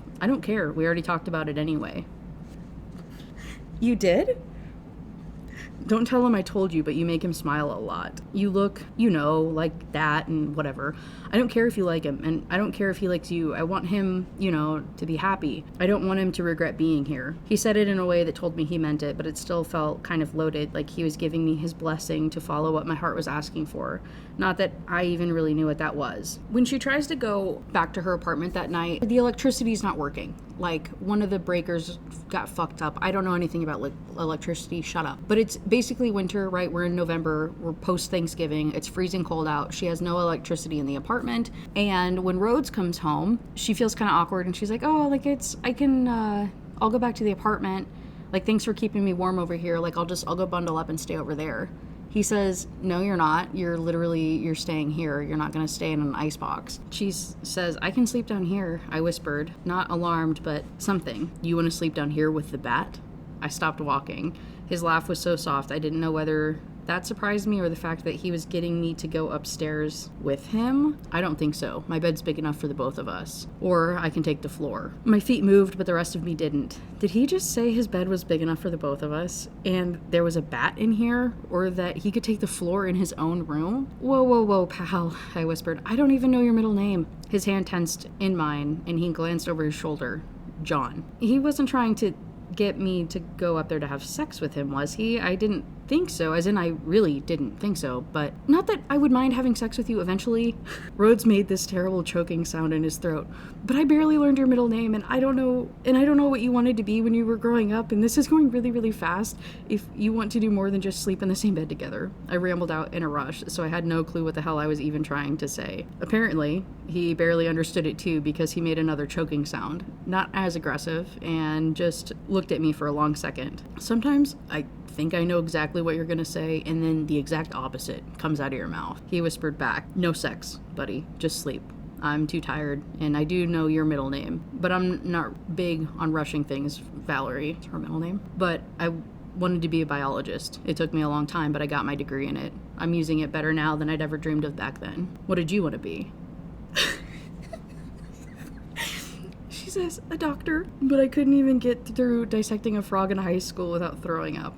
And he laughs again. It's cute, it's PG, like genuinely very endearing, okay? They're just laying there talking. And she's thinking, he had been so nice to me lately for a reason, and I understood now.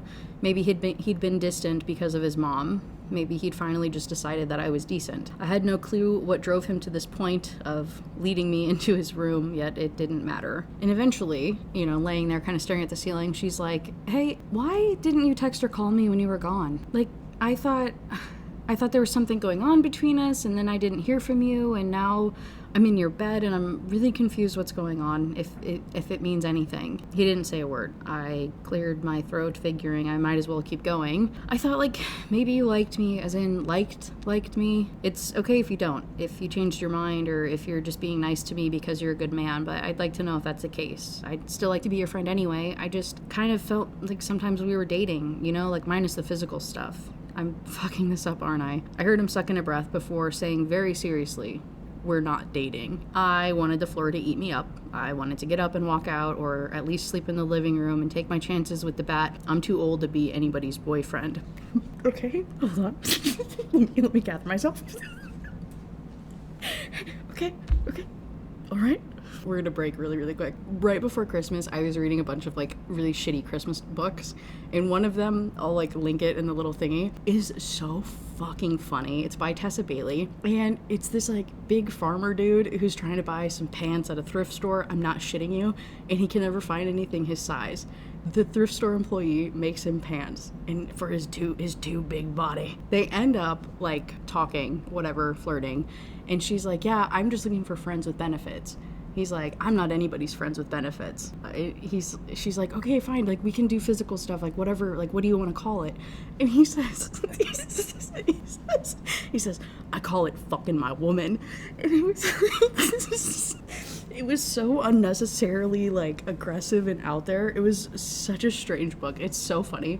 I'm like legitimately like crying from laughter in that video. Sorry. Now back to this. Now this is done well.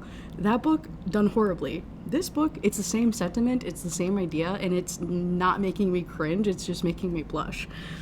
He says, I'm too old to be anybody's boyfriend, but I do like you more than I should.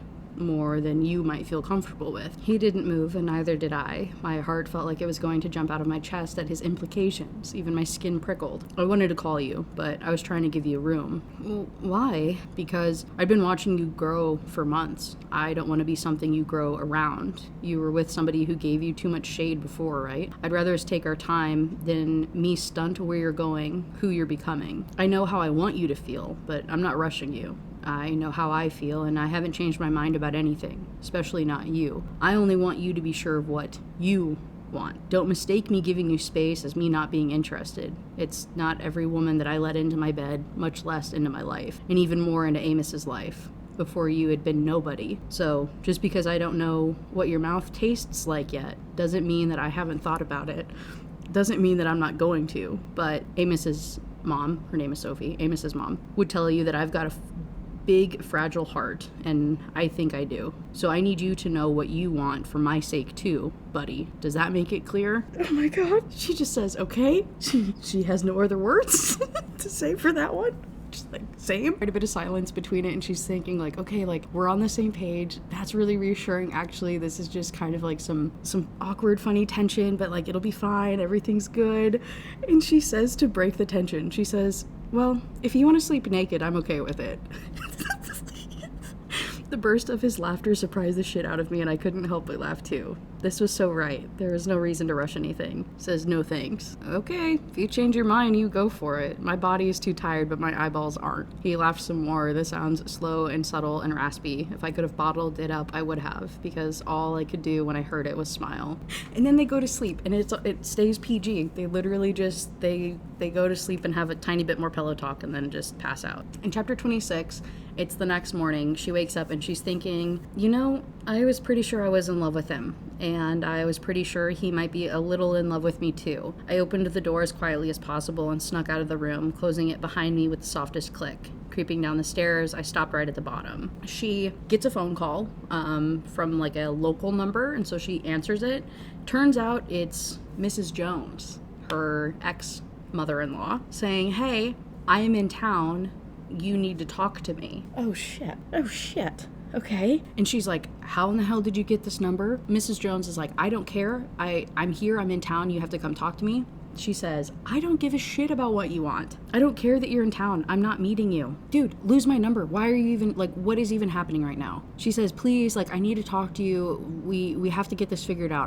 Please just meet me at this restaurant where I'm at. And Aurora's like, okay, I'm going to end this once and for all. I'm going to go talk to this woman and then get them out of my life, like, super done. Apparently I need to see her in person to make it that clear. She runs into Amos, tells Amos what's going on. She's like, yeah, my mother-in-law's in town. Like, I have to go deal with it. Can you just, like, tell your dad I'll be back? Like, I'll see you guys later. And leaves. And when she goes over there, she's about to go into the restaurant, she's thinking to herself, the best thing I ever did was get kicked out of it, that family. And that knowledge made me straighten my spine. I was happy, healthy. I had my whole future ahead of me. I had friends and loved ones, and maybe I still had no clue what I was going to be doing a year from now, much less 5 or 10, but I was happier and more secure than I'd been in a long, long time. They sit down. It's just as awkward and tense as you would expect it to be.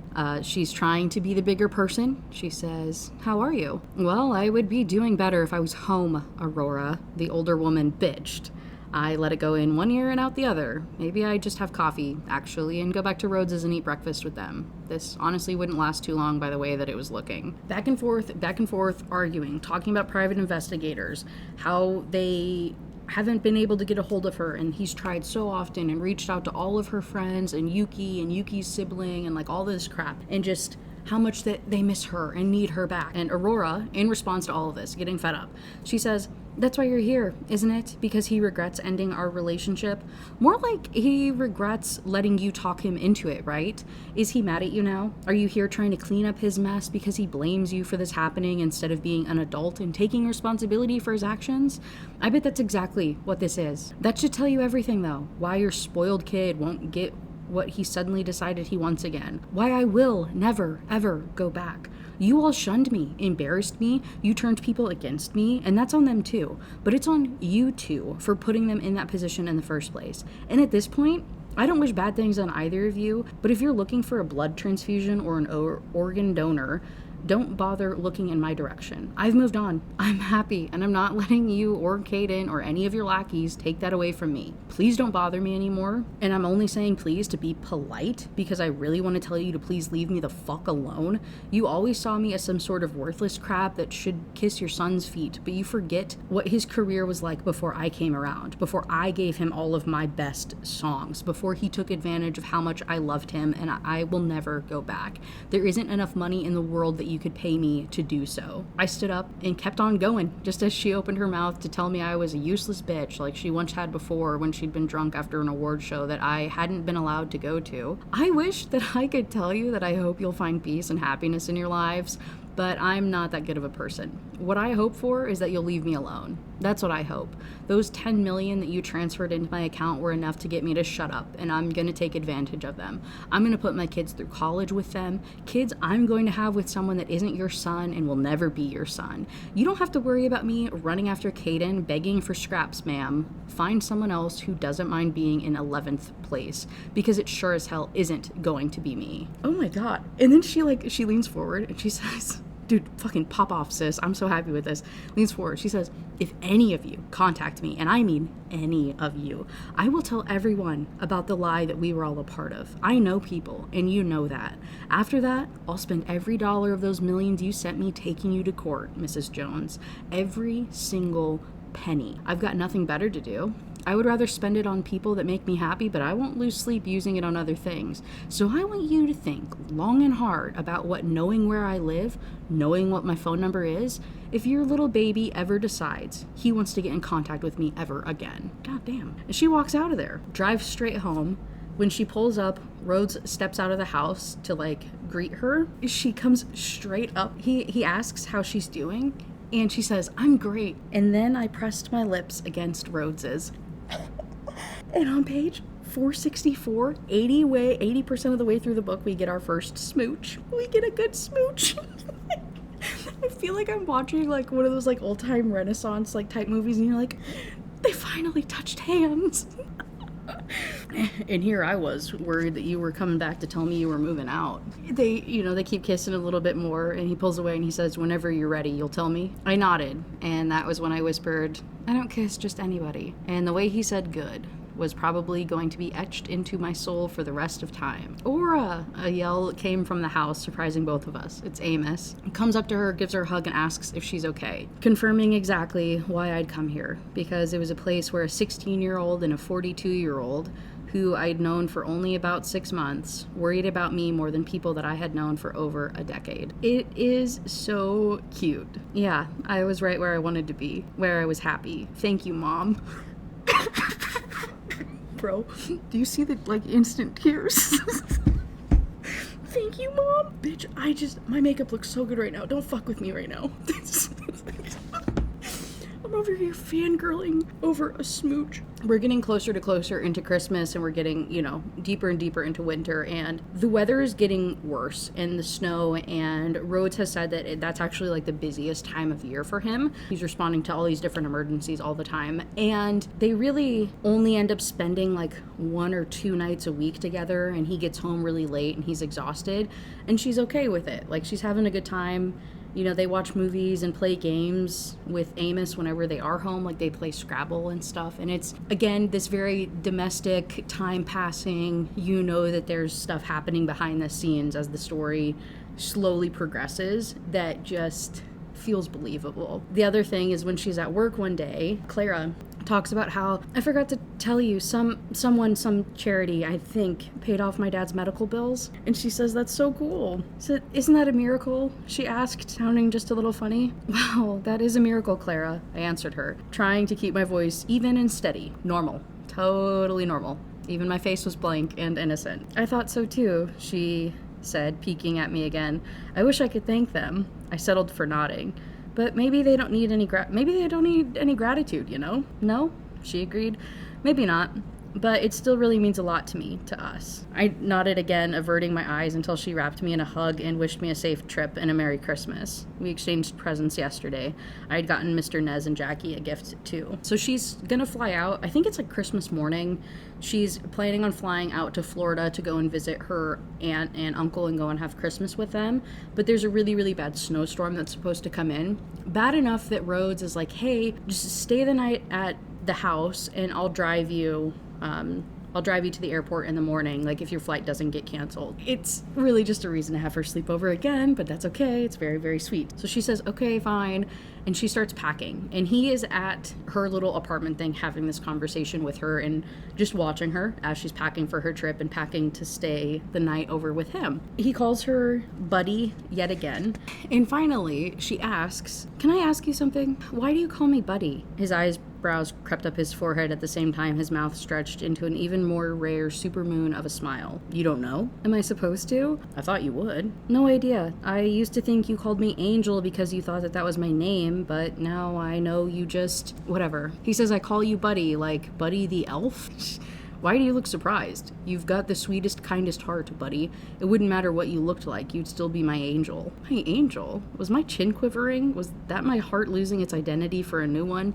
Did Rhodes literally just say the nicest thing anyone had ever said about me? His expression was so fond, so open. All I could do was gape at him as he looked down at me. You remind me of Buddy the elf. You're always smiling, always trying to make things better. I thought for sure that you would get it. A little bit more tension and compliments and cute stuff, and then eventually they make it over to the house. The notification had come in the middle of the night. The beep of the app had woken me up, and I'd rolled over in Rhodes' bed, where he slept on his side and I'd slept on the other, because he'd reminded me about the mice and the possibility of bats again. So that's why she slept in bed with him. Totally, that's why she slept in bed with him. Her flight had been rescheduled from 6 in the morning to noon. By 9 in the morning, it had been rescheduled to 3, and by 10:30, it had been canceled. I wasn't sure how much longer we were going to be able to sleep in the same bed together, even though it had only happened twice, but I was ready for something, and from the look in his eye, I could tell he was ready for something too. Something deeper than a 3-letter word that hung between us, even though we had barely kissed each other. That was Christmas Eve. So they end up spending the whole day together, watching movies, right, playing, doing puzzles and stuff, and hanging out again.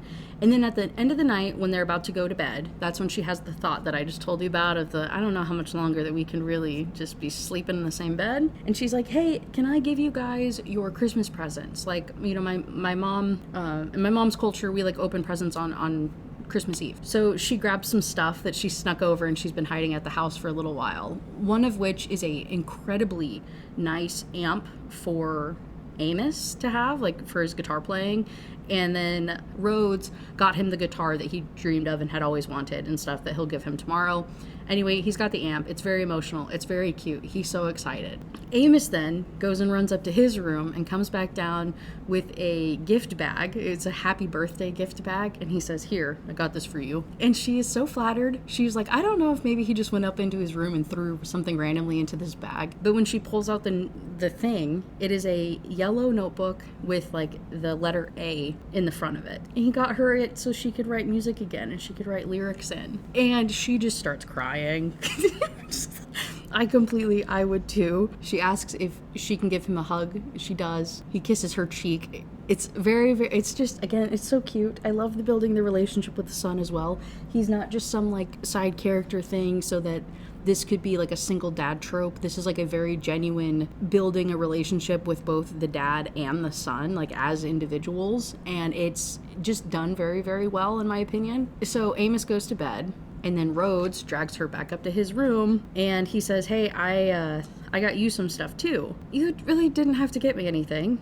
I only got you things you need, he explained. He got her a jacket, like a heavy, nice one, because she had a pretty lightweight one that was not appropriate for the winter there. And then he also got her a pair of like really nice snow boots because she didn't have any. And she starts crying because she's like, wow, like he actually got me things I genuinely needed. It wasn't a diamond bracelet or a ruby necklace. It wasn't some expensive purse you picked blindly just because it was expensive. It wasn't a laptop that I didn't need because my old one was only a year old. These were things I needed, things that he knew I needed, things to keep me warm because that mattered to him. They were two of the most thoughtful gifts that I had ever been given. And of course, as one would assume, this leads into them having spicy time on page 491, which is like 84% of the way through the book. They like actually do something, which is disgusting. That is such a disgusting amount of pages to read to have like some spice happen. It literally the slowest of slow burns. And the spice is done, in my opinion, well, in a way, like it didn't make me cringe, which I'm so sensitive to cringing in those situations. And the other part of it was the fact that like she was the vocal one about what was going on and what she wanted to happen and like was in control of the situation. It wasn't a spice. Okay, how do I explain this? 99% of these books are written by like women, written by women for women, but then the actual spice itself feels like it was written through like a male gaze. Obviously, I know I'm only using those two genders and it's more encompassing than that. Don't get me wrong. I completely respectful and understanding, but for the sake of trying to get my point across, I'm using like binary here. In chapter 28, they go and have Christmas with Amos's family or something. They go on some adventure. On their way back, they stop at a gas station. She's coming out of the bathroom when she sees a tour bus come up and she's like, oh fuck. And then she hears somebody call her name. It's two people who were in the band that like Caden used to work with and still currently works with. He's not on this tour bus with them, but they recognize her and they're like, hey, how are you doing? Like, what's going on? Like, blah, blah, blah, blah, blah. Before she knows it, Amos and Rhodes walk up behind her because they're like, who the fuck is she talking to? Like, who are these people?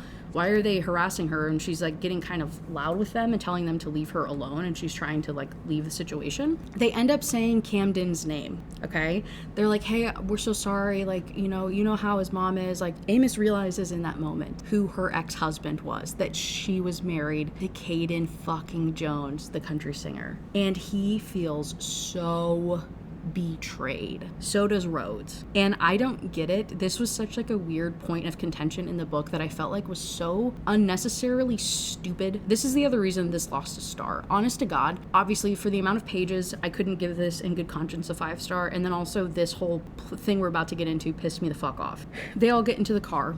The guys are really awkward. They don't want to talk with her. And so she gets in and she just starts yapping on the drive home because she feels awkward. We were technically married, yes, common law marriage. I could have taken him for half of his things. I have the proof. I went to a lawyer. I had a case, but you lied to us. I didn't lie to you. I didn't tell you. What was I supposed to say? Hey, strangers, guess what? I wasted 14 years of my life with one of the most famous people in the country. I wrote all of his music and let him take credit for it because I was dumb and naive. He dumped me because his mom didn't think I was good enough, because he didn't love me enough. You didn't think we deserved to know? I glanced at Rhodes and felt my heart beat over my neck and face. I was gonna tell you at some point, I I wanted you to like me, for who I am. You didn't think it was important that you were married to some rich, famous guy, that you made us think that you were some sad divorced woman who just needed to start all over again? She's like, I was a sad divorced woman, actually, Amos. I did need to start over again. We were just gonna need a little time, she's telling herself. Once they stopped being mad, I could explain all over again from the beginning, everything. It would be fine. They loved me. I loved them, but even having a plan didn't help when neither of them said a single word to me or each other the entire ride back to Pagosa. In chapter 29, she just goes into the house and grabs all of her things and takes them back over to the apartment garage. She'd been kind of slowly moving more and more stuff over into their house and spending the night more and more often, but not anymore. So she packs all of her stuff up and doing a couple trips back to the apartment, and neither one of the guys does anything to stop her. And she's just feeling how sad. And it's like a whole fresh betrayal and sadness and upset about how Caden and all of that keeps coming back to bite her in the ass and ruin her life. In chapter 30, okay, like if they're not going to talk to me or stop me or anything, I'm going to go spend the night at Clara's. So she packs a bag, she throws her stuff in her car, and she's gonna go over to Clara's house. Amos sees her packing her car, and he asks what she's doing, and she tells him. She's like, yeah, I'm going over to Clara's for a while. It's like, okay. She gets over there. She leaves her stuff in her car as she goes inside to just like get dinner and get settled and get Clara caught up on everything that's happening. But suddenly, Amos and Rhodes appear, like in his truck. And by the time that she gets outside, they're pulling her bags out of the back of her car and throwing it into Rhodes's truck. And so she comes over and she's like, what the fuck what are you guys doing? And they're like, you have to come home.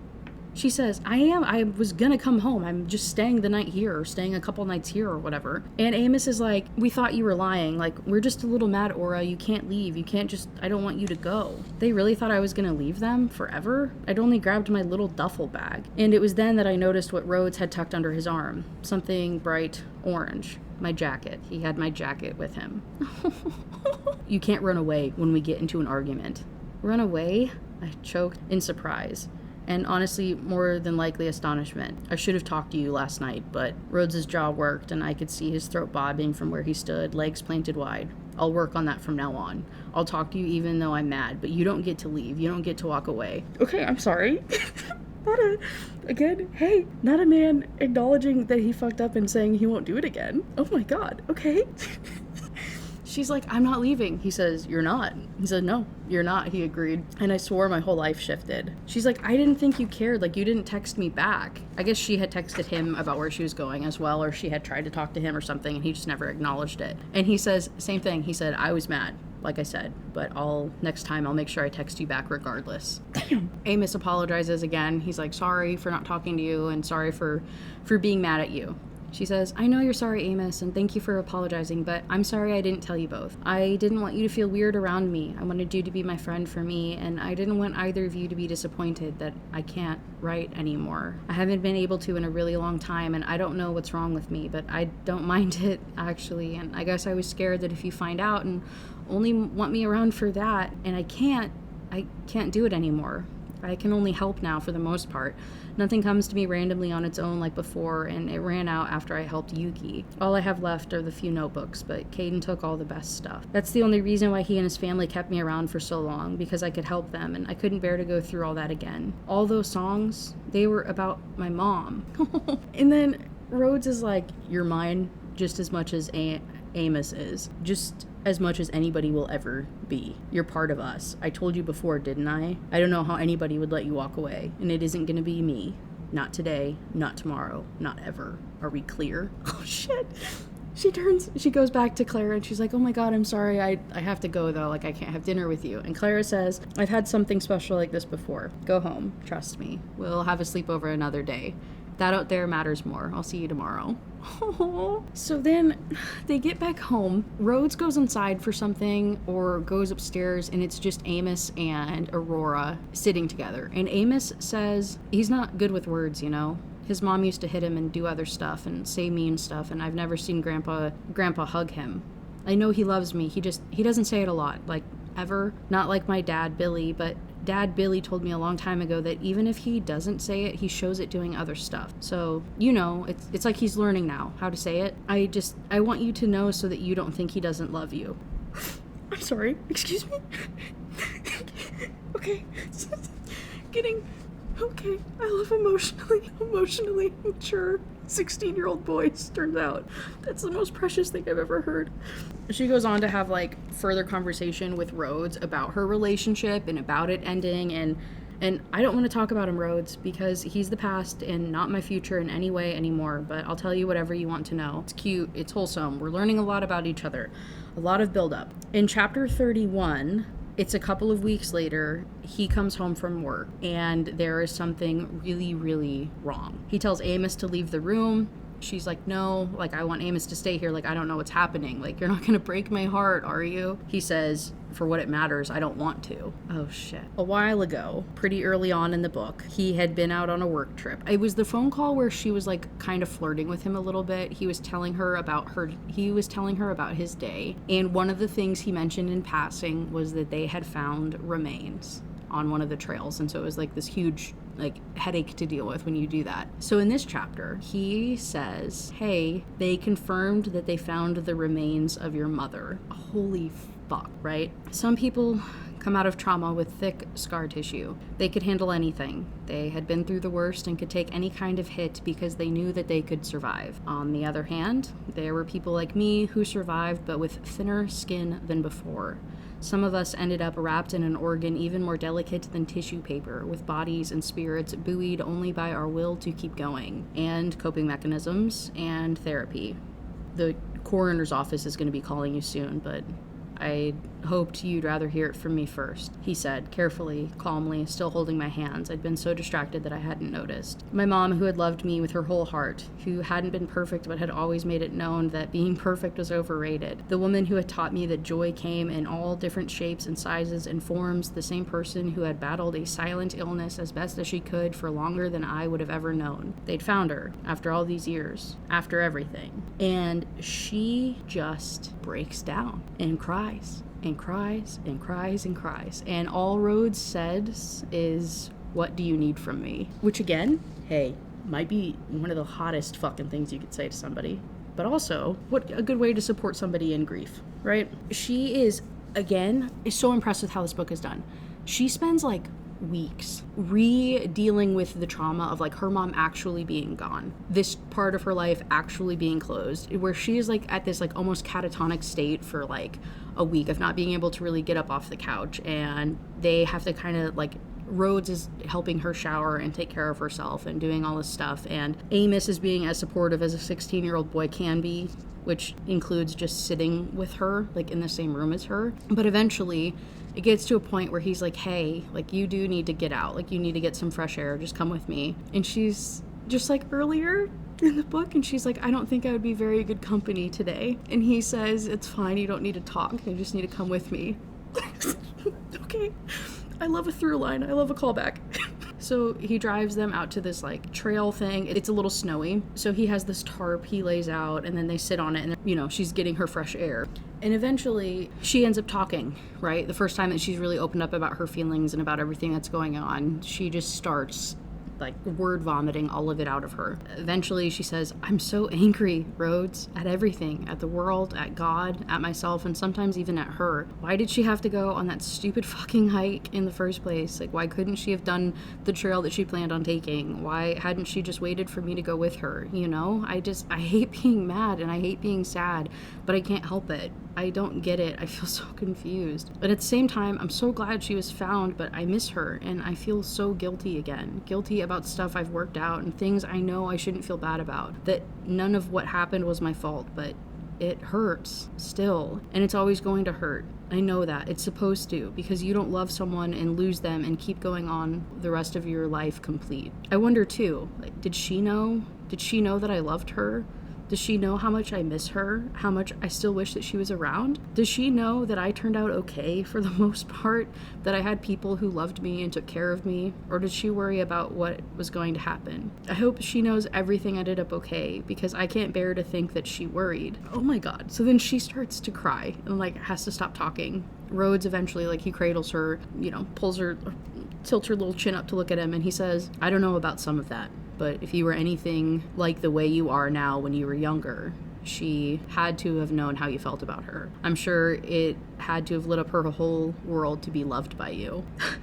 It's okay to be sad. It's okay to be mad too. At the end of this thing that they're having, right at the end of this conversation, she says, "Don't tell Yuki, but you're my best friend now." His throat bobbed against me, and I didn't imagine how hoarse his voice came out as he said, "You're my best friend too, sweetheart." His next swallow was just as harsh, his voice even more rough, but his words were the softest, most genuine thing I'd heard. "I really missed hearing you talk, you know that?" And it was then, with my face pressed against his throat, his body warm beneath and around me, I told him about some of my fondest memories of my mom, of how beautiful she was, of how funny she could be, of how she hadn't been scared of anything, or at least it seemed that way to me. I talked, and I talked, and I talked. And he listened and listened and listened, and I cried a little more, but it was okay, because he had to be right. Grief was the final way that we had to tell our loved ones that they'd impacted our lives, that we missed them so, so much, and there was nothing wrong with me mourning my mom for the rest of mine, even as I carried her love and her life in my heart. I had to live, but I could also remember along the way. The people we lose take a part of us with them, but they leave a part of themselves with us too. Shut up. So much right now. Shut up. Hold on. My makeup. The fuck you mean? I don't know if you guys ever watched WandaVision, but there's a quote in WandaVision where, what does he say? He says, "What is grief but love persevering?" Are you kidding me? That's what this made me think of. When the time came, I had my mom's remains cremated, and I spent a lot of time thinking about what to do with them. I wanted to do something to really honor her spirit, and that came in two forms. The idea to turn her ashes into a living tree had been Amos's. He'd come up to me one day and slid a printout of biodegradable urn across the table and headed back into his room as quietly as he had left. And it felt right. My mom would have loved being a tree, and when I told Rhodes about it, he agreed and said we could easily find somewhere to plant her. We had plans to pick somewhere during the summer to do it. The second idea had come from Yuki the very next day. She found a company that would send a family member's ashes into space, and I knew without a doubt that my fearless mom, Jesus Christ, and I knew without a doubt that my fearless mom would have absolutely loved it. I figured my blood money could not have been spent on anything better than that. I could even go see the launch. My heart and my soul ached, but there couldn't have been two more perfect ways to say goodbye to my mom's physical body. She's finally feeling a little bit better. She goes to work.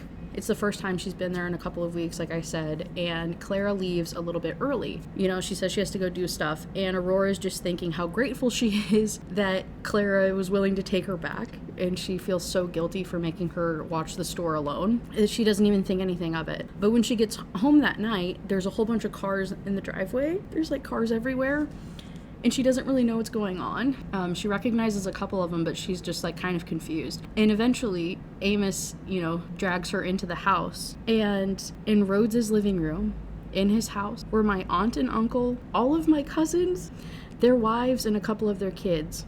And there was Yuki and her bodyguard and her sister and their mom. There was Walter and his wife. It's like a customer that she's like become friends with throughout the book. And Clara and Mr. Nez and Jackie. And beside Johnny was Amos. Moving toward me from the same direction was Rhodes, and I don't know if he pulled me into a hug or if I threw myself like I seem to always be doing.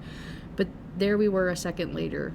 After a lot more tears and more hugs than I had ever remembered getting at once, I got to celebrate my mom's life with the people I loved the most in the world. I really was one of the lucky ones, and I wouldn't let myself forget it, not even on bad days. I promised myself that then, and it was all because of my mom. Okay, that's so cool. Love that for us. Jesus Christ. Sorry, I'll stop crying now. We are at 94%. There's like, I don't know, maybe 30 pages left. There's no more crying. That's the sad part of the book, okay? It's a month and a half later, and they're going to a talent show of Amos's. He's gonna sing in front of an audience. They have been working on it for the entire time that they've known each other, and he's finally confident enough that he is going to perform at the school talent show with Jackie.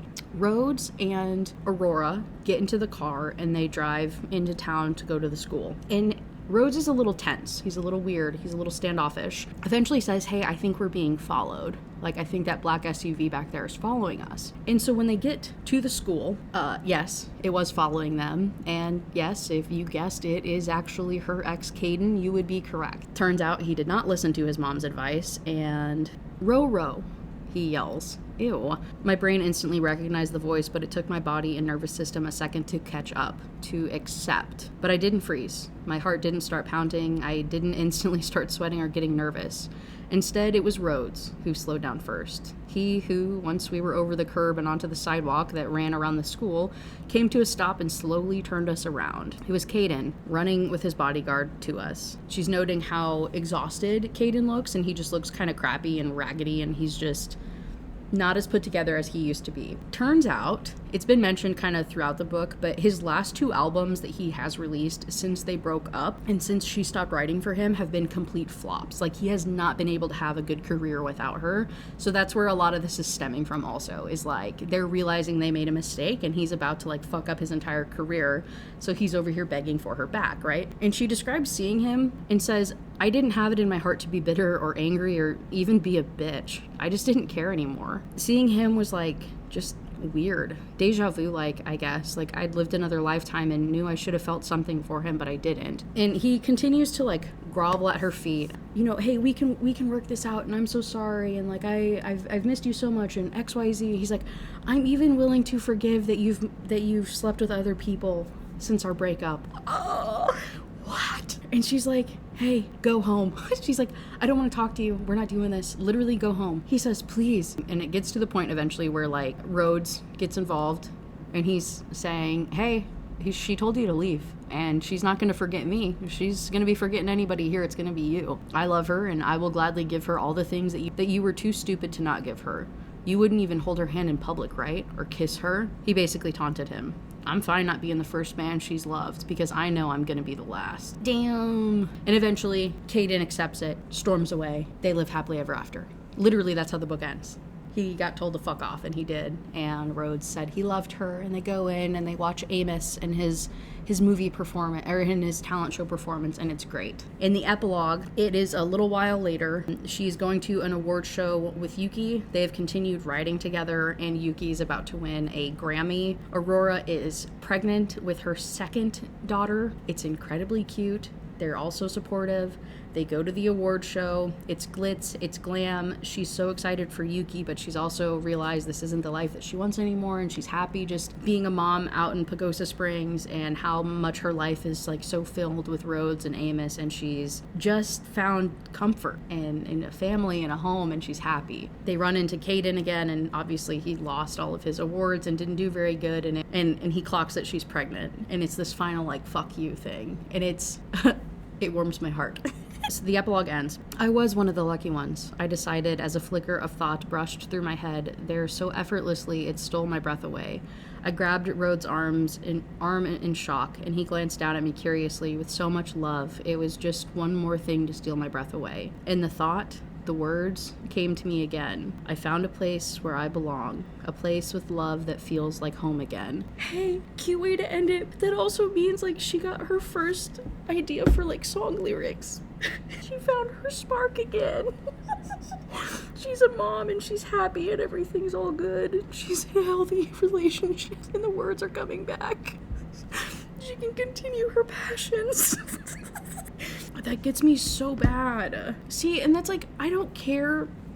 So many of these other books I've read, I complain that they like get pregnant at the end. I'm like, oh fuck, of course. Everybody gets married and has kids, and that's like the end goal for these people's lives. And it's like always stupid and pointless, and I hate reading epilogues because of that. Nobody actually has any passions or does anything. But this book does it so well that like she is her own person. She had her own personal growth journey. She is doing what she loves, continues to do what she loves, which is like songwriting and music and whatever. And like she started this relationship and this new life and like didn't lose that like core foundational piece of her, and was still able to find family, which is something that she had always wanted. And it was well noted throughout the book and well understood that throughout the entirety of her life, that level of peace is what she had always wanted. You know what I mean? And so it's like, it felt genuine in this book and not just like a forced trope happy ending thing. Like, this felt so real in that way. I don't know. It's such a cute book. It is